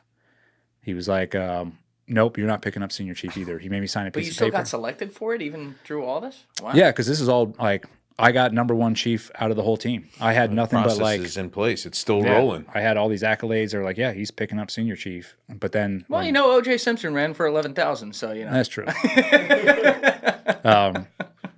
So yeah, like all this shit happens, right? I'm again like in purgatory still. Like no one's talking to me. So at this point, I moved my wife and kids to Florida, where we're at. I go down there, help them move in. And I was just going to go back to San Diego. I had a year left on my enlistment, and then I was done. I was going to retire. So I fly back, and I'm staying with a buddy, and I end up going to TBI clinic at Camp Pendleton, Intrepid Spear, and it's you had a TBI. multiple. Yeah, everybody does in the teams. And so you go to these things before you get out to get a full head-to-toe assessment, so that way you get it annotated in your record and be like, hey, this is I need to be taken care of, in some form or fashion. That's when I was in that TBI clinic. It's a 4-week whole process. And the second week I was in there on September 11th, NCIS, and they come in and arrest me out of the TBI clinic and throw me in military prison. The brig. The brig.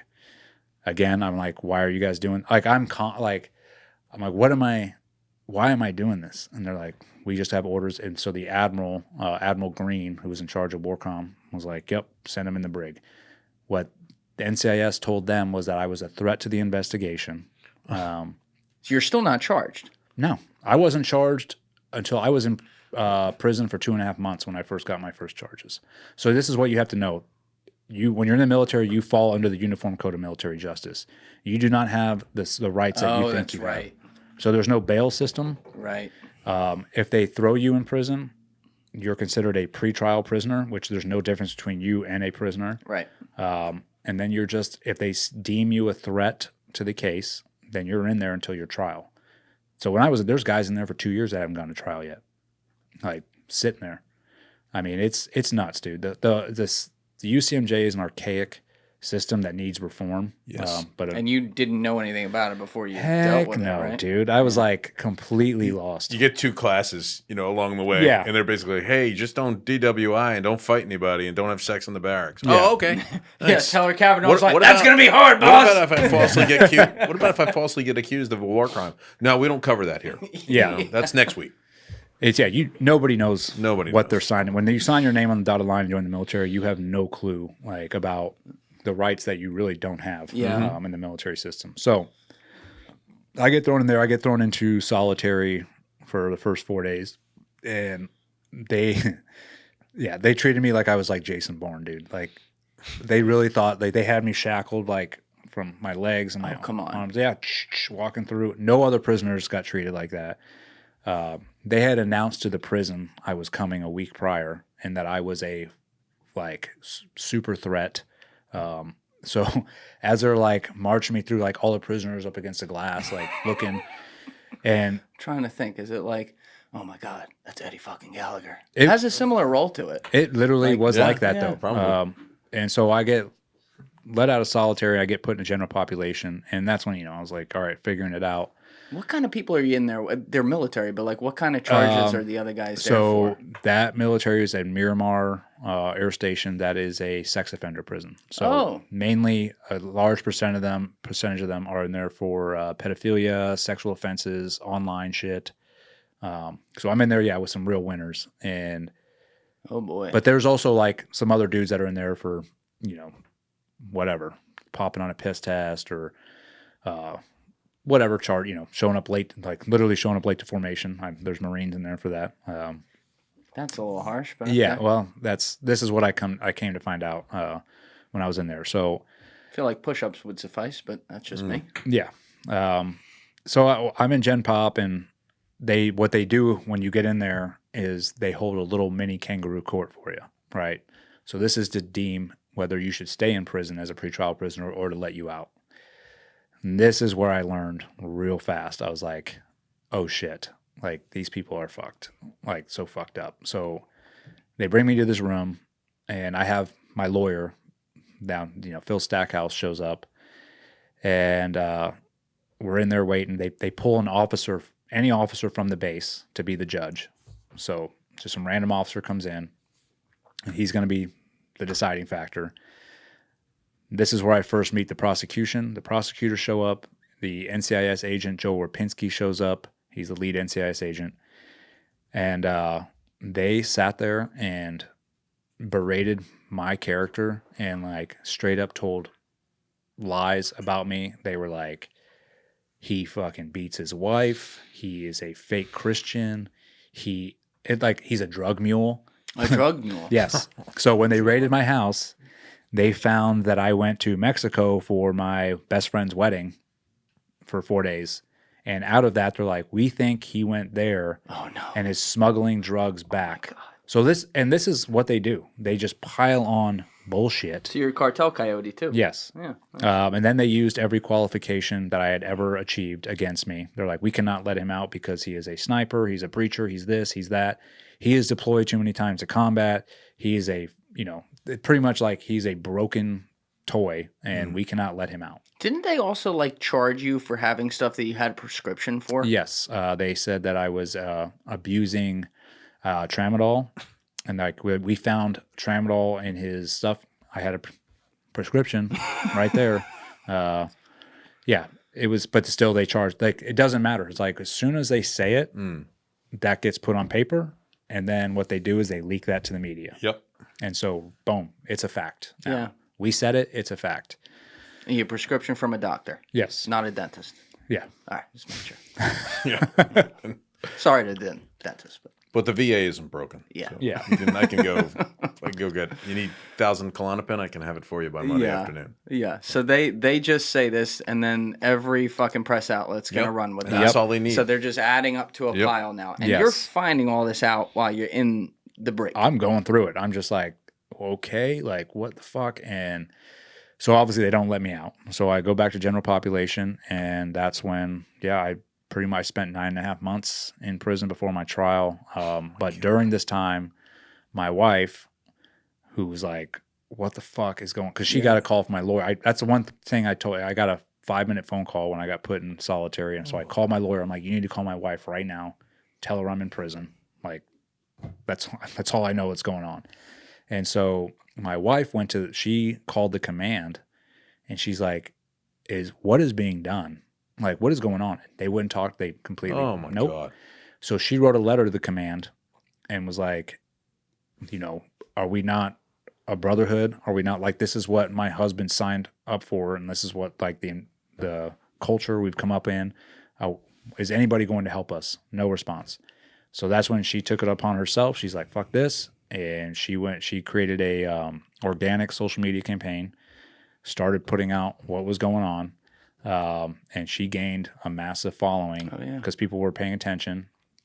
And then and I'll say this, my brother at the same time, who lived in D.C., was going to Congress day after day, banging on doors, trying to get people to pay attention. Everyone's like, don't take on the military. Let's just let the system work itself out. Ugh. So eventually my wife got invited on to Fox and Friends, I think with my brother.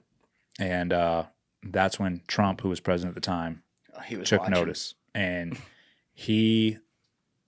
I think he took notice. And then there was like this rumor, like, okay, because he might let you out, or like you might be getting out. And of course that didn't happen for months. Dude, it was the best way I can describe it, it was like the biggest emotional roller coaster to be on. There'd be like days where it's like, hey, I think you're getting out. And then, nope, you got another 2 weeks. And it just kept going that way.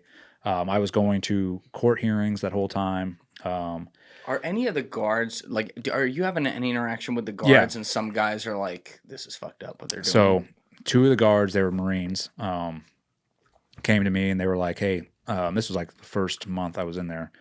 They're like, we're being briefed on Mondays, like like officers from your command and NCIS are telling us to make you snap, to fuck with you. And so that's what was happening. So I was getting strip searched all the time, like the whole down to spread your butt cheeks, do whatever, cell tossed all the time. If I did anything, like, so this is how petty it was. So like, if I sat down to watch TV and took my blouse off, like my shirt, like, cause we wore uniforms in there, which everybody else was doing. If they saw me do it, they're like, no longer is that allowed. And then if they saw me doing push-ups in my cell, I'm not allowed to work out in my cell. I'm not allowed to do anything that benefits me in any way. They literally, then they would deny me visitations. They denied me medical visits. They denied me talking to my lawyer. So here's the system when you're in there, dude. They deny you talking to your lawyer. So in order to talk to your lawyer, you have to put in a request sheet. There is a person, like a counselor, that's assigned to each pod, general population. So I had this black chick named Rashida, and she was typical government worker. And so I'd put in a request sheet, and she'd be like, yeah, we'll get to it, And eventually you're like, dude, I have to talk to my lawyer. Yeah, this isn't the DMV. Here's the best part is if they're not letting you talk to your lawyer or you have a complaint, you put it in the complaint box. Well, guess where the complaint goes? Right to Rashida. So she would come in and announce to the whole like general pod, she'd like, have my complaint.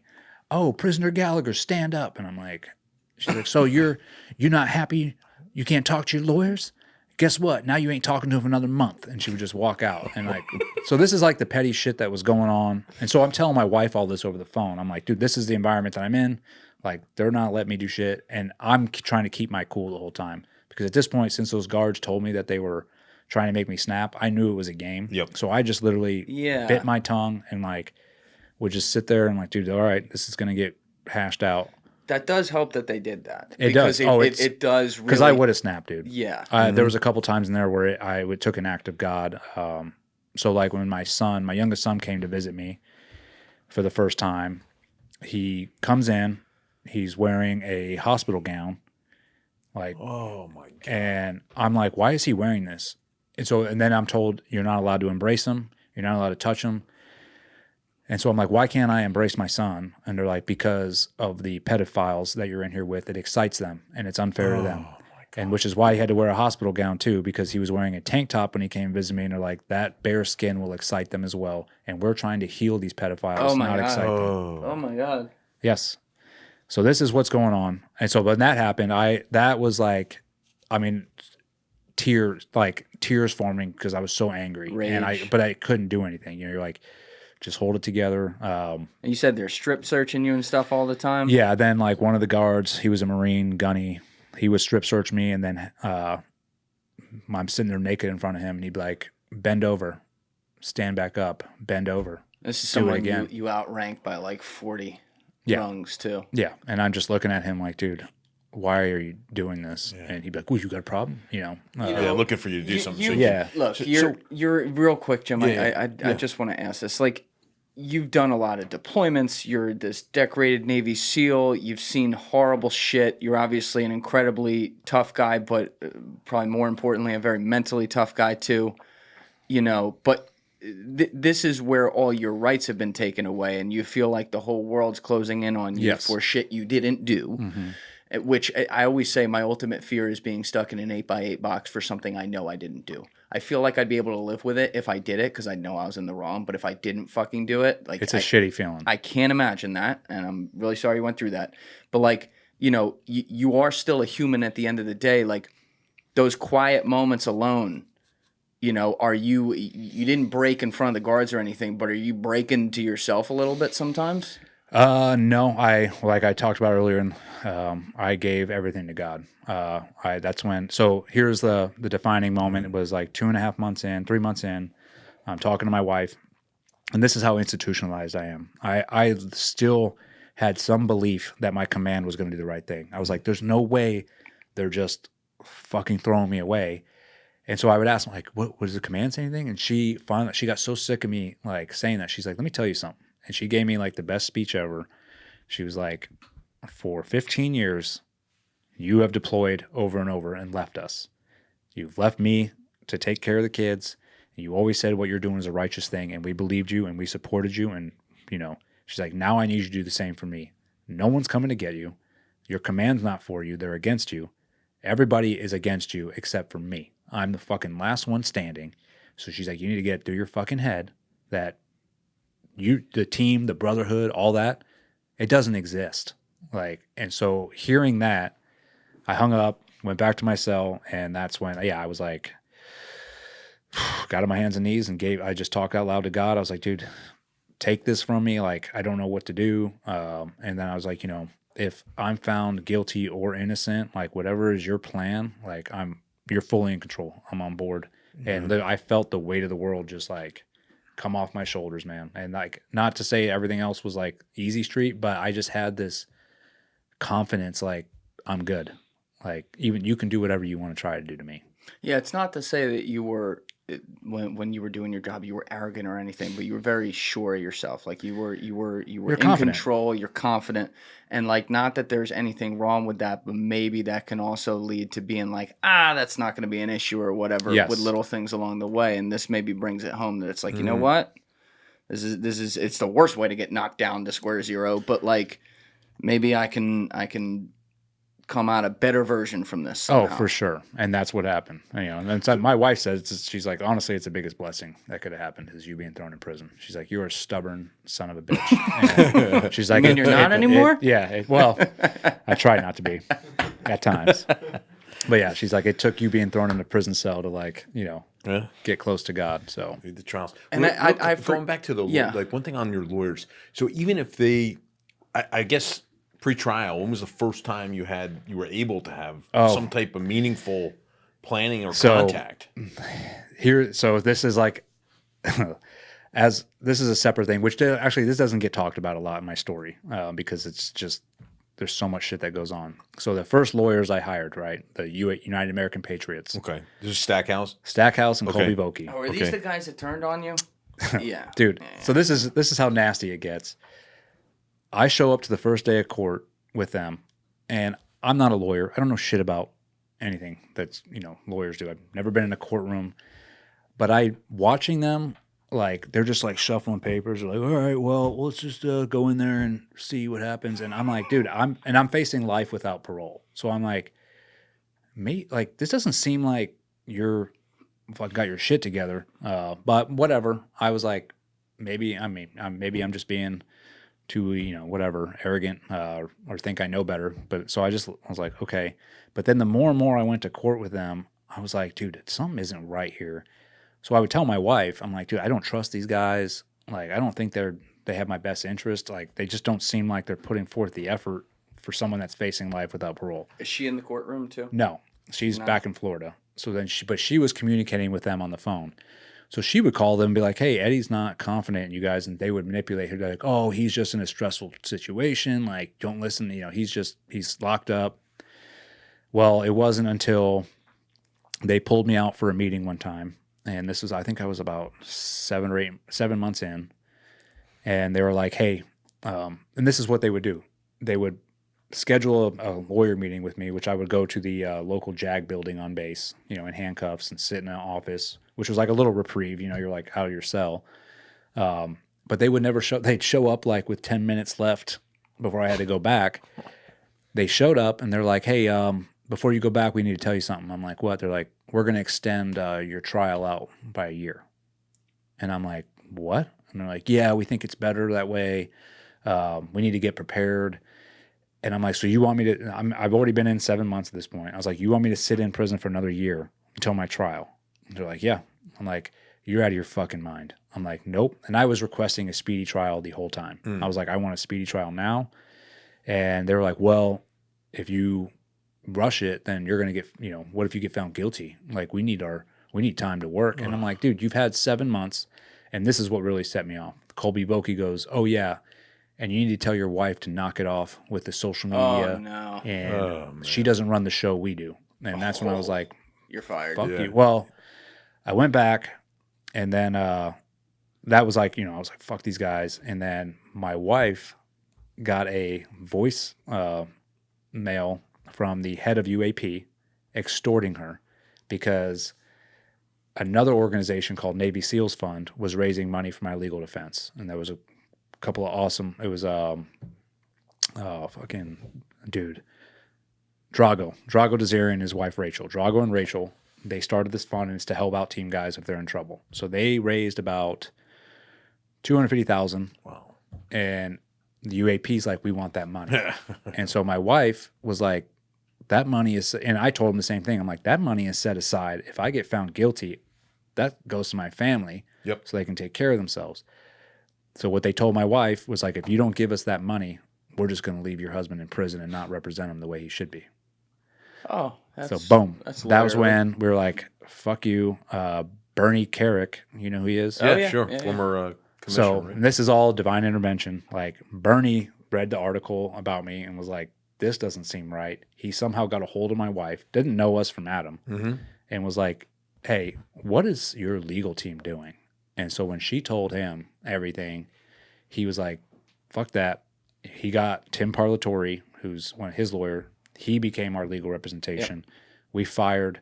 I was like, hey, I told Colby, I was like, you're fired. I actually kept Phil Stackhouse on for another month until he quit. So I fired Colby. Phil I kept on because I was scared of, I was like, he's been involved in this, so I need some continuity.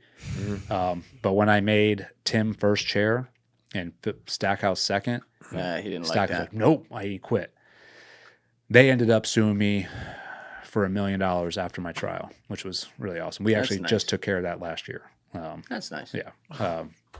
But that is another reason why we started our foundation. Yeah. Right. Because that UAP started off as a good thing, and then it got corrupt with these lawyers who were on the board. Colby was on the board of directors and also working as a lawyer. Yeah, that's the fan. So it was super incestuous. Yeah. But yeah, so I mean, I ended up firing them, and that was probably a month and a half before my trial. And I got a whole new legal team in there, and I was let out of confinement when the prosecution got caught spying on The prosecution got caught spying. Oh yeah, dude. So oh, let's hear this story. I didn't see this in the New York Times. I must have missed this. On your day-to-day in jail? No. So what they did is, so when I hired the whole new legal team, and what happened is, so the prosecution was leaking all sorts of crap to the media the whole time, and we were on a gag order. So my team, nobody was allowed to talk about the case to anybody. But they're allowed to talk. What they were doing was just leaking stuff. And so when we caught them, they had leaked some information that we didn't even have yet. And then it came out in an article. We were given that information that day in court. My lawyers were like, how is this already out in the media and we just got this? Aren't there discovery rules? But this is how corrupt the UCMJ is. Yep. The judge was like, oh, yeah, that's disheartening. Prosecution, did you do this? No. Move on. That's it. And so they were pulling shit like this the whole time. Oh, that's disheartening. But it wasn't until I hired a whole new legal team. Tim gets an email from the prosecutor like, hey, or actually it was Mark Mukasey, who was also one of my lawyers, gets a email from the prosecutor. Probably says, hey, welcome to the case, blah blah blah. If you want to discuss anything, he sent it out to everybody. Tim sees it, and there's a beacon embedded into the email. A beacon. And he's like, what is this? And so he, thank God, had a case just like this the year before with the same kind of shit. So he was like, dude, emails the prosecutor back, and he's like, tell me this isn't what I think it is. Silence. Nothing. We find out they sent spyware to my whole legal team. Not only to my legal team, they sent it to the media.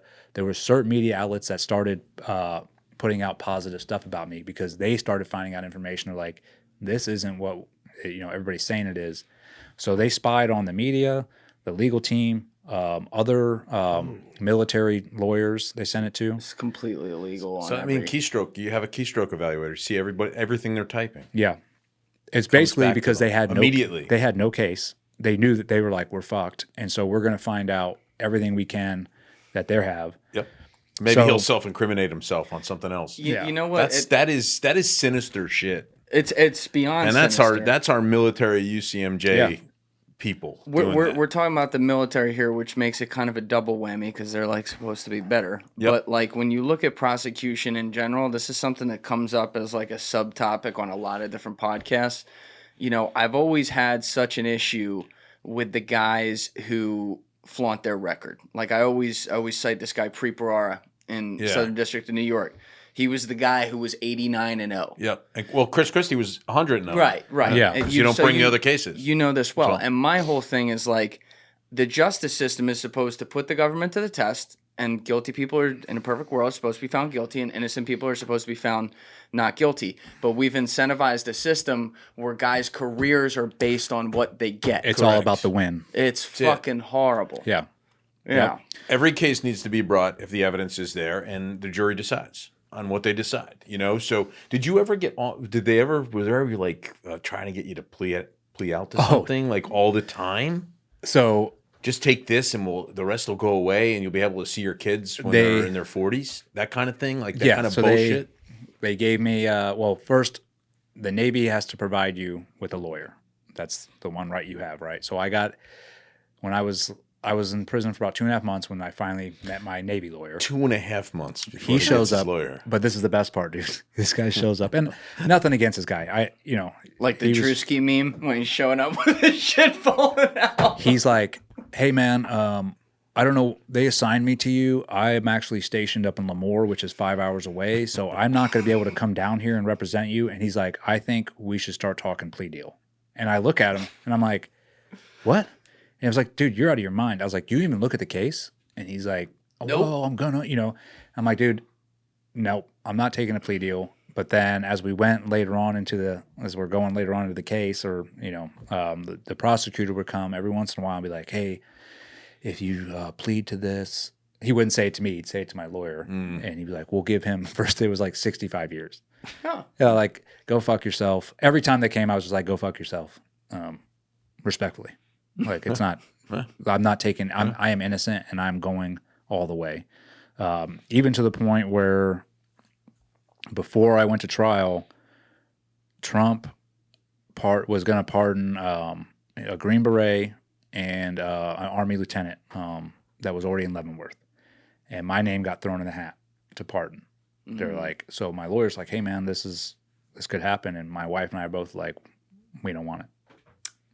Like, we're going to trial. You want to be found. Like, we're innocent. And did you ever, I'm sorry, did you ever, like, have because you're sitting in a brig, right? Your whole life's, like, crashing in. Your mind's got to be going crazy. Did you ever, like, have a moment where you replayed to yourself and actually question reality? Like, oh, maybe something did happen that I didn't know about. Oh, dude, I spent hours in my cell scouring. So they gave me, binders and binders of, like, evidence. They had, all this stuff. That's how I spent most of my time, highlighting shit, boom, boom, boom. And then I would think back, like, did I do something? Like, and you almost start like, bro, did I fucking like, but then I would literally like critique myself to the 10th degree. Like, dude, you fucked up something like real bad. And then no, man, I didn't. Like I could not find anything. I wanted to at a point. I was like, dude, I must have done something for them to be doing this to me. You do. You have those crazy conversations in your head. Then you start having dark conversations like with yourself, and you're like, dude, if I get found guilty, like, you know, I'm life without parole. I'm like, I'm telling my wife, divorce me, like now, like move. Don't even like move on, you know, because you don't like. I don't want you, my kids, visiting me and their dad's in prison, you know. So you do have like these dark conversations with yourself. But yeah, I mean, but that's also part of processing, you know. Yeah. It's, you just have to, you have those, and then but what I found myself, I had a routine. I created a routine in there. You know, I got up every morning. I did 150 burpees. I did, you know, come out. I had a little exercise group because we were supposed to get 1 hour of outside time a day, and it was at 7 at night. So it was always dark out. So you never saw daylight. But they had some pull-up bars that you could go to and like some welded weights together. So I took like these young kids under my wing. There's probably like 4 or 5 of them, and I'd run through workouts and mentor them. These aren't those, are they? No, Okay. no, believe me. Just making sure. These were kids that were, you know, made a mistake and that were just being overpunished. So like that little stuff like that helps you get along. Like you just find another purpose while you're in there. You're like, all right, dude, if I can't control what's going on, then I'm going to like find something to like give me a purpose, and, you know, helping others, you know, like I talked about, it's like, okay, these poor 19-year-old kids, you know, they have nobody guiding them in here, and they're under just as much pressure as I am, even though they're not facing life, but they're too young to be dealing with this. So, I mean, that's what got me through a lot of the stuff. But you wanted to go to trial. You're like, fuck a pardon, we're going. Oh yeah, dude. We were like, no, we're going, because I knew, my wife and I both knew, it's like once we get these little turds on the stand, these accusers, people are going to see right through this shit, because they had told so many lies that I would like, and I scoured, you know, through everything they had said. I'm like, that's contradicting there. That's a lie that contradicts that. Like none of it made sense. They had even hidden evidence to where they charged me with, so obviously they charged me with killing the ISIS dude. And then they threw on 2 more murder charges. And this is just how corrupt the system is. So you do it's called an Article 32. It's like the military's version of a grand jury, right? So it's like, this is where we're going to decide whether this goes to court martial. Oh, okay. So during the Article 32, they were like, hey, we want to throw on 2 more murder charges. And, you know, they're like, oh, well, where's this coming from? Like, we have testimonial, you know, from the witness that says he shot a 4-year-old girl in the chest with a 300 Win Mag, and then he shot an old man on Father's Day. And On Father's? Yes. So I was like, what the fuck? Well, here's what happened. Dylan DeLay went in there on his interview, was like, oh yeah, I saw him shoot an old man, and he dropped another name of somebody. This guy saw it too. So when they pulled that guy in, he's like, no, I didn't see that. And then that happened with a little girl too. Like Josh Vrens said he saw 2 little girls get shot, which he probably did, because that shit happened. Yeah, that shit was happening. But at the time, he said, oh, I think it was ISIS. But now I think it was Eddie. I think Eddie did it. So in the discovery, you can see the different they've given you at this point, the different witnesses and what they said. So you already know, like, okay, well, if he goes on the stand and says that, we're going to have him go. Okay, got it. So I was like, dude, there's so much bullshit. Like, so we just need to get these guys on the stand. And that's exactly what happened. We went to trial. These guys fell apart, dude. Like, they got on the stand. Craig Miller was crying. He couldn't keep his story straight. And they got immunity, as you said, too, right? So the prosecution granted everybody, all the witnesses that were accusing me, full immunity. So they could say whatever they wanted and never get in trouble. Anybody that was my witness, that was like testifying for me, was not allowed full immunity. They told them, they're like, if you get up there and get caught in a lie, you're going to go to prison. On your side. Yeah. People. And when by the time you went to trial, we'd cut this off earlier, you now were at least at home, technically, like you weren't in prison anymore because they had been caught spying on you. So the other thing is, I just have this quick question. Once a prosecution is caught spying on somebody, maybe this is something that just falls under the military rules, that don't apply the Constitution, but I would assume if I were a civilian, that would mean the case is now dropped. Yes, in a civilian court of law, the case would have been dropped, and that prosecutor would have been behind bars because 100%. he violated my like 4 or 5 rights of mine. Yep. Think about it. It goes back to the Duke lacrosse case. Oh, It's the same thing. So that's a perfect example where you had a prosecutor that was looking, again, to climb the ladder, right? So he's going to run for political office in North Carolina. So he just runs with it and gets caught lying. And obviously, a good bunch of defense attorneys did a great job. And he's in jail. He went to jail. But even though the rules don't technically apply to the military, this is like the judge saw this. Oh, yeah. Oh, yeah. Clear. The judge can do something about that. No? So this is what they did. And I'll say Chris Chaplack, that was the prosecutor. He got relieved and got sent over to the East Coast to continue prosecuting.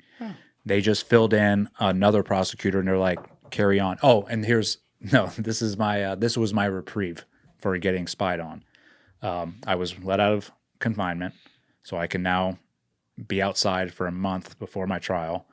And then during jury selection, we got allowed 3 more strikes than the prosecutor. So that means during jury selection, that was it. Yeah, please explain that to people, though, who don't know. So during jury selection, it's called the voir dire process. Voir dire, according to my cousin Ben. That's right. Voir dire. Yeah, and it's funny you bring my cousin I keep picturing your first lawyers as their first lawyer. Yeah. It's very the fuck is this? Very similar, man. How'd I do? So yeah, they bring in 20 jury members, which are all active duty, and you can strike like, hey, I don't want that person. I don't want that person. I don't want that. Usually you only get like 3 strikes, but we got like 5. And you need no 6. Reason. Like it can't. The other ones you have like a conflict. Like obviously, that's not much repayment though. None at all, actually, because you're still. But like, we're gonna let I'll you tell out you what though, it did. Like I think in the end, it did help because I striked every officer off I was like, I want all the officers gone because I know they're institutionalists and they're just going to side with whatever the institution wants. And then there was at least 6 combat veteran Marines. I saw them. I was like, I want all of them on it. And then 1 SEAL was on the jury. So is this, I'm just wondering for the process, how it works in the military. These are guys who are stationed on the base and it's just like we get jury selection, they get jury selection too? They don't even have to be on the base. They can be from any base. And they're just called up like, hey, you're coming in to be the part of the jury for this. Okay. And it's supposed to be a jury of your peers. And a lot of and this is what helped me out, is because those Marines were on there that were all combat, like infantry dudes, that was huge. But in most cases, it's like candlestick makers. You'll have like some medical officer or like somebody has no idea what your job entails. So that I will say that helped me out extremely. But that, again, case should have been tossed. Yes, it should have been tossed. But they brought in another prosecutor, and then we went to trial. And like it couldn't have gone any better. How long was the trial? 2 weeks. Okay. Yeah. So it was 2 weeks long. And then of course the big bombshell. Corey Scott, who was the medic, who was the other medic, was one of the prosecutor's main witness. They had him, and obviously Craig Miller, Dylan Belay were the other 2, and then Dalton Tolbert. But Corey came and visited me in the brig on his own volition when I was in there. Just showed up one day in his uniform, and he literally was almost crying. And he's like, "This is all a lie. This got way out of hand. All we were trying to do was like ruin your reputation." Oh my God. And I looked at him and I was like, dude, no shit. But I'm facing life without parole. And I was like, dude, I appreciate you coming in here. And at that point, I think I was in like 4 or 5 months. And this is when I was sort of like, I told him, I was like, I forgive you. I forgive you for what you did. But I can't talk to you. Like I don't even know if you're wearing a wire right now. I don't know what's going on. Like I'm so like paranoid. And so he was like, I'm going to fix this. And that's the last I talked to him. Then he came in to testify.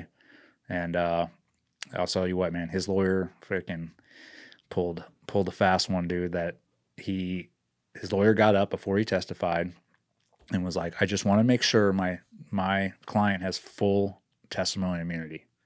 And the judge was like, yeah, that's what the prosecution gave him. He's like, looked at the prosecution. He's like, so anything he says, and the prosecution, I think it seemed like they were like, what the fuck's going on? Why is this guy like asking this? They're like, well, if he says what we want him to say.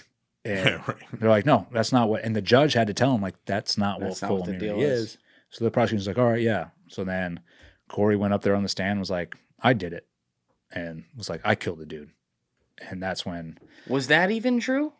That's not even like that's. He said he held his hand over the breathing tube, which he could have done it, man. I wasn't, but you didn't. I was going back and forth. I didn't watch him do it. You thought the guy was pretty much. But you know, Corey was like, I did that because I did not want him to get his head chopped off or like get tortured in front of us, like we were watching every other day. But that's when like the media, like, dude, blew up, ran out of the courtroom.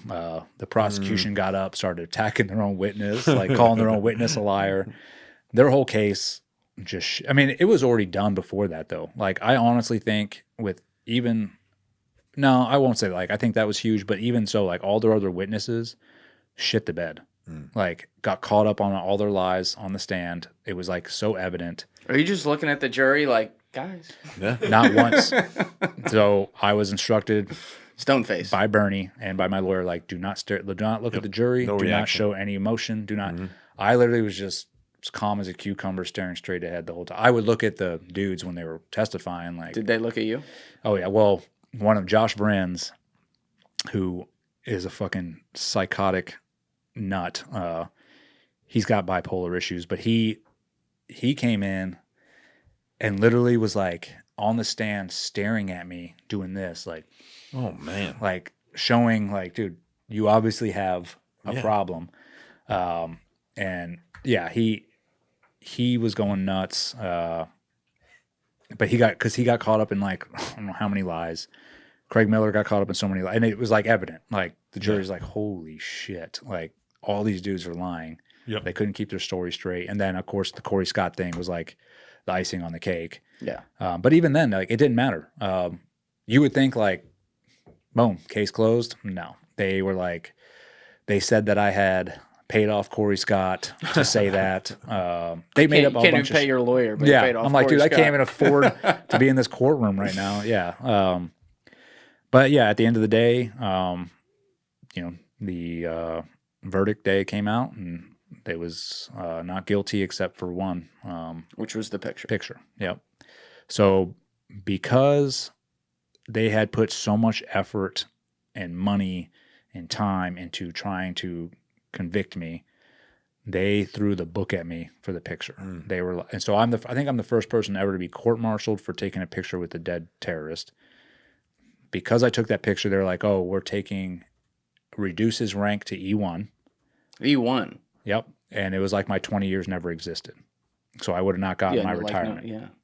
So obviously the trial ended. I had to go back to work, but then at work I was banned from all the SEAL bases.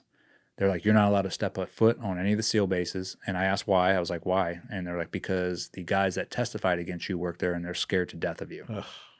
And I was like, so this is, and this is where the persecution didn't stop. Like, it actually like became worse, because then they were like, well, we're going to, take your retirement, do all this. And they were still poking and prodding me even when I was out. Like, they were fucking with me a little bit. And the media is not really reporting what happened in the courtroom with the witnesses. Like, no, it was, the media was completely skewed. So like, even our best days, we'd come out of court like, bro, huge win. The media's like, oh, Gallagher, they would just say something rotten about me. And you're like, dude, what? Oh, I know. What planet are you on? But either way, I mean, that's the way we drank from a fire hose of just how all that shit works. And I tell you what, dude, I was apolitical. Like, whoever's president, I'm going to do the job regardless. Like, I never really pay attention. I voted for Trump, obviously, before that. I did. And when he was always talking about fake news, I was always like, I don't like, but I didn't obviously read the news that much either until. Did you get to watch the news in prison? CNN. Oh, that's awesome. That's all they would play. That's all you're allowed to watch. So I got to watch myself being demonized on CNN, and you do get the View as well.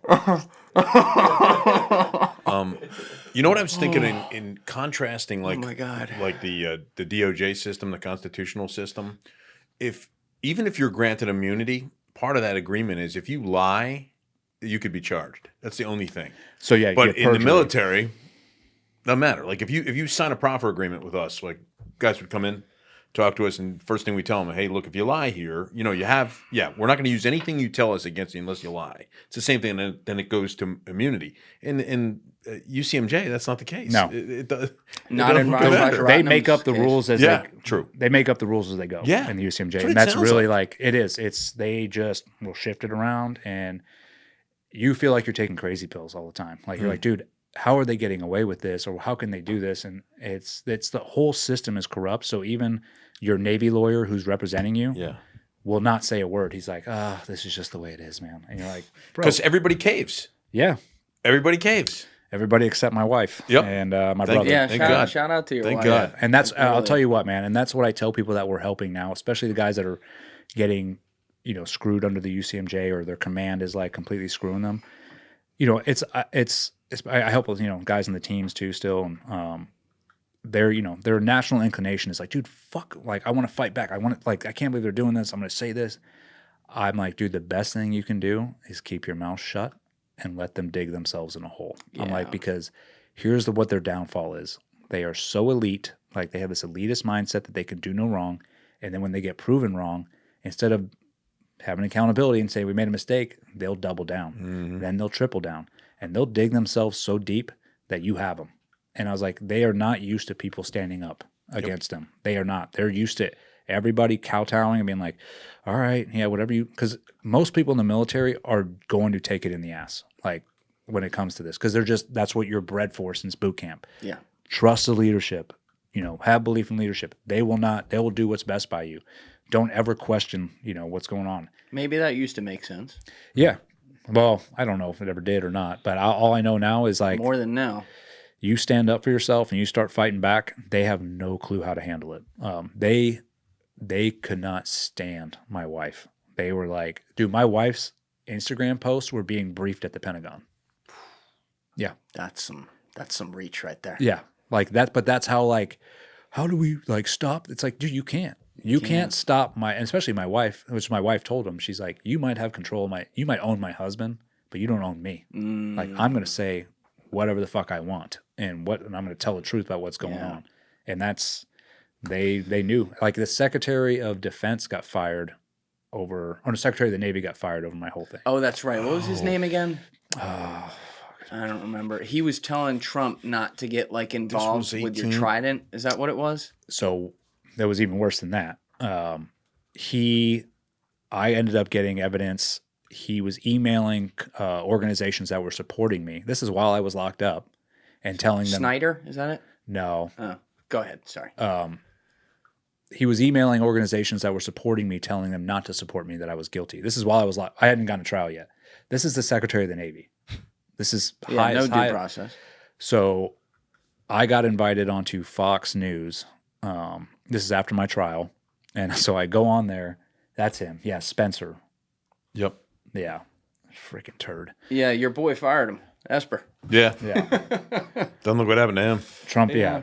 So he ended up getting fired over my whole the whole thing because he was meddling and everything. And and then he tried to, so they were going to take my trident. And he I don't know, he did something there, but either way, it's like, that's how high up and corrupt it was. I mean, from that top down, they were like, fine, make sure he's guilty.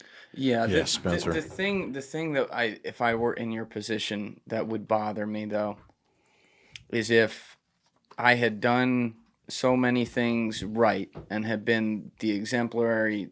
It's getting late, but the guy that is an example to a lot of people, signed up to sacrifice my life for the country, put 20 years in with that, did the whole thing, have a family at home, and I get found not guilty in court because I'm not guilty. The evidence is overwhelming, and that's supposed to be the system in that case actually ended up working, and through all the stuff that didn't work on the way, but the taint of people in the media continuing to push a narrative out there about who you are. I gotta admit, I would not sleep well at night with that, and it seems like you're as you said, like in the very early part of our conversation, you're at least at peace with that now. There's no other way. You're not going to like combat that, or that's not going to go away. So you literally, and I had to, I struggled with that the first couple of years I got out. Because I was still being demonized, and it's like, dude, I went to court, and there was still these rumors out there like he was pardoned. Like I wasn't pardoned. I actually went and faced my, the dudes. And I thought you were pardoned too. That's one of the big rumors out there. But at the end of the day, man, this is what I tell people, because this is what, when we help people through our foundation, they go through the same thing. Like, boom, you get vindicated, but it doesn't matter. The narrative from the media is out there. And I tell them, like, dude, you are just going to have to learn to be who you are and be undeniable. Like, if you are a good person and you are, a person that you say you are, then keep being that person and become undeniable. Eventually, people will see it. And then the people that don't, the people that still want to hate on you, who cares? You're not going to change their minds. Yeah, fuck them. Like, I don't need to change your mind anyways. I don't care what you think of me. But it is one of those things. It's a weird thing to go through, to try to just overcome. I guess it's like real close to like cancel culture, like how people feel like when they get canceled for whatever, and then they have to sort of come back and try and redeem themselves when they were really innocent. It's the same kind of premise. You just have to keep pushing forward and not let them defeat you in that manner. And I could give two shits what the media says. They've proven themselves over and over again that they have no soul and that they'll report anything. Right. Yeah. Well, it's pretty cool that you still have the great perspective of like loving the good things that the SEALs were all about, that you got to be a part of and love that culture. It's also cool, as you laid out at the beginning, that the idea of the military and America itself and defending the country, like you still encourage people to get involved in that. And like you said, you'd like to see certain things in leadership change at some point here. And I think there's, a lot of the military guys I talk to and have in here say the same thing. So it's not just you, and you're just a prime example of where it goes really, really bad and gets taken out on someone. But the story is pretty fucking unbelievable. And, I do think more people need to hear it, and you do a great job telling it. So I'm glad we got to do it here. I'm also sorry for believing the media back when I was like 23. I was like, oh yeah, that guy must have killed people. Yeah, don't be sorry for that either, man. That's like, I was the same way. Before I went through my shit, like if I read something or saw it, I'm like, yeah, that must have happened. Right. Like, it's not until you actually go through it and then your eyes are opened. Yeah. Shout out, I'm awake. Shout out to the Mike Ritlands and the Sean Ryans of the world, though, from the community who've helped do that too. That's really fucking cool. Oh yeah, both those are outstanding individuals, man. And that's why you ask, do you have the same feeling about this? Of course, I have the same feeling about the SEAL community, because that's what it's all about right there. It's brotherhood, and those, the enlisted guys in the community, and even some officers are there for the right reasons, and that still exists. It's just we need to change the leadership and the way that they are leading. You got me sold on that. I'll tell you that after hearing this shit today. I don't know about you, Jim, but it sounds like we got to change some things. Amen to that. Yep. But Eddie, this was awesome, man. Thank you so much for doing it.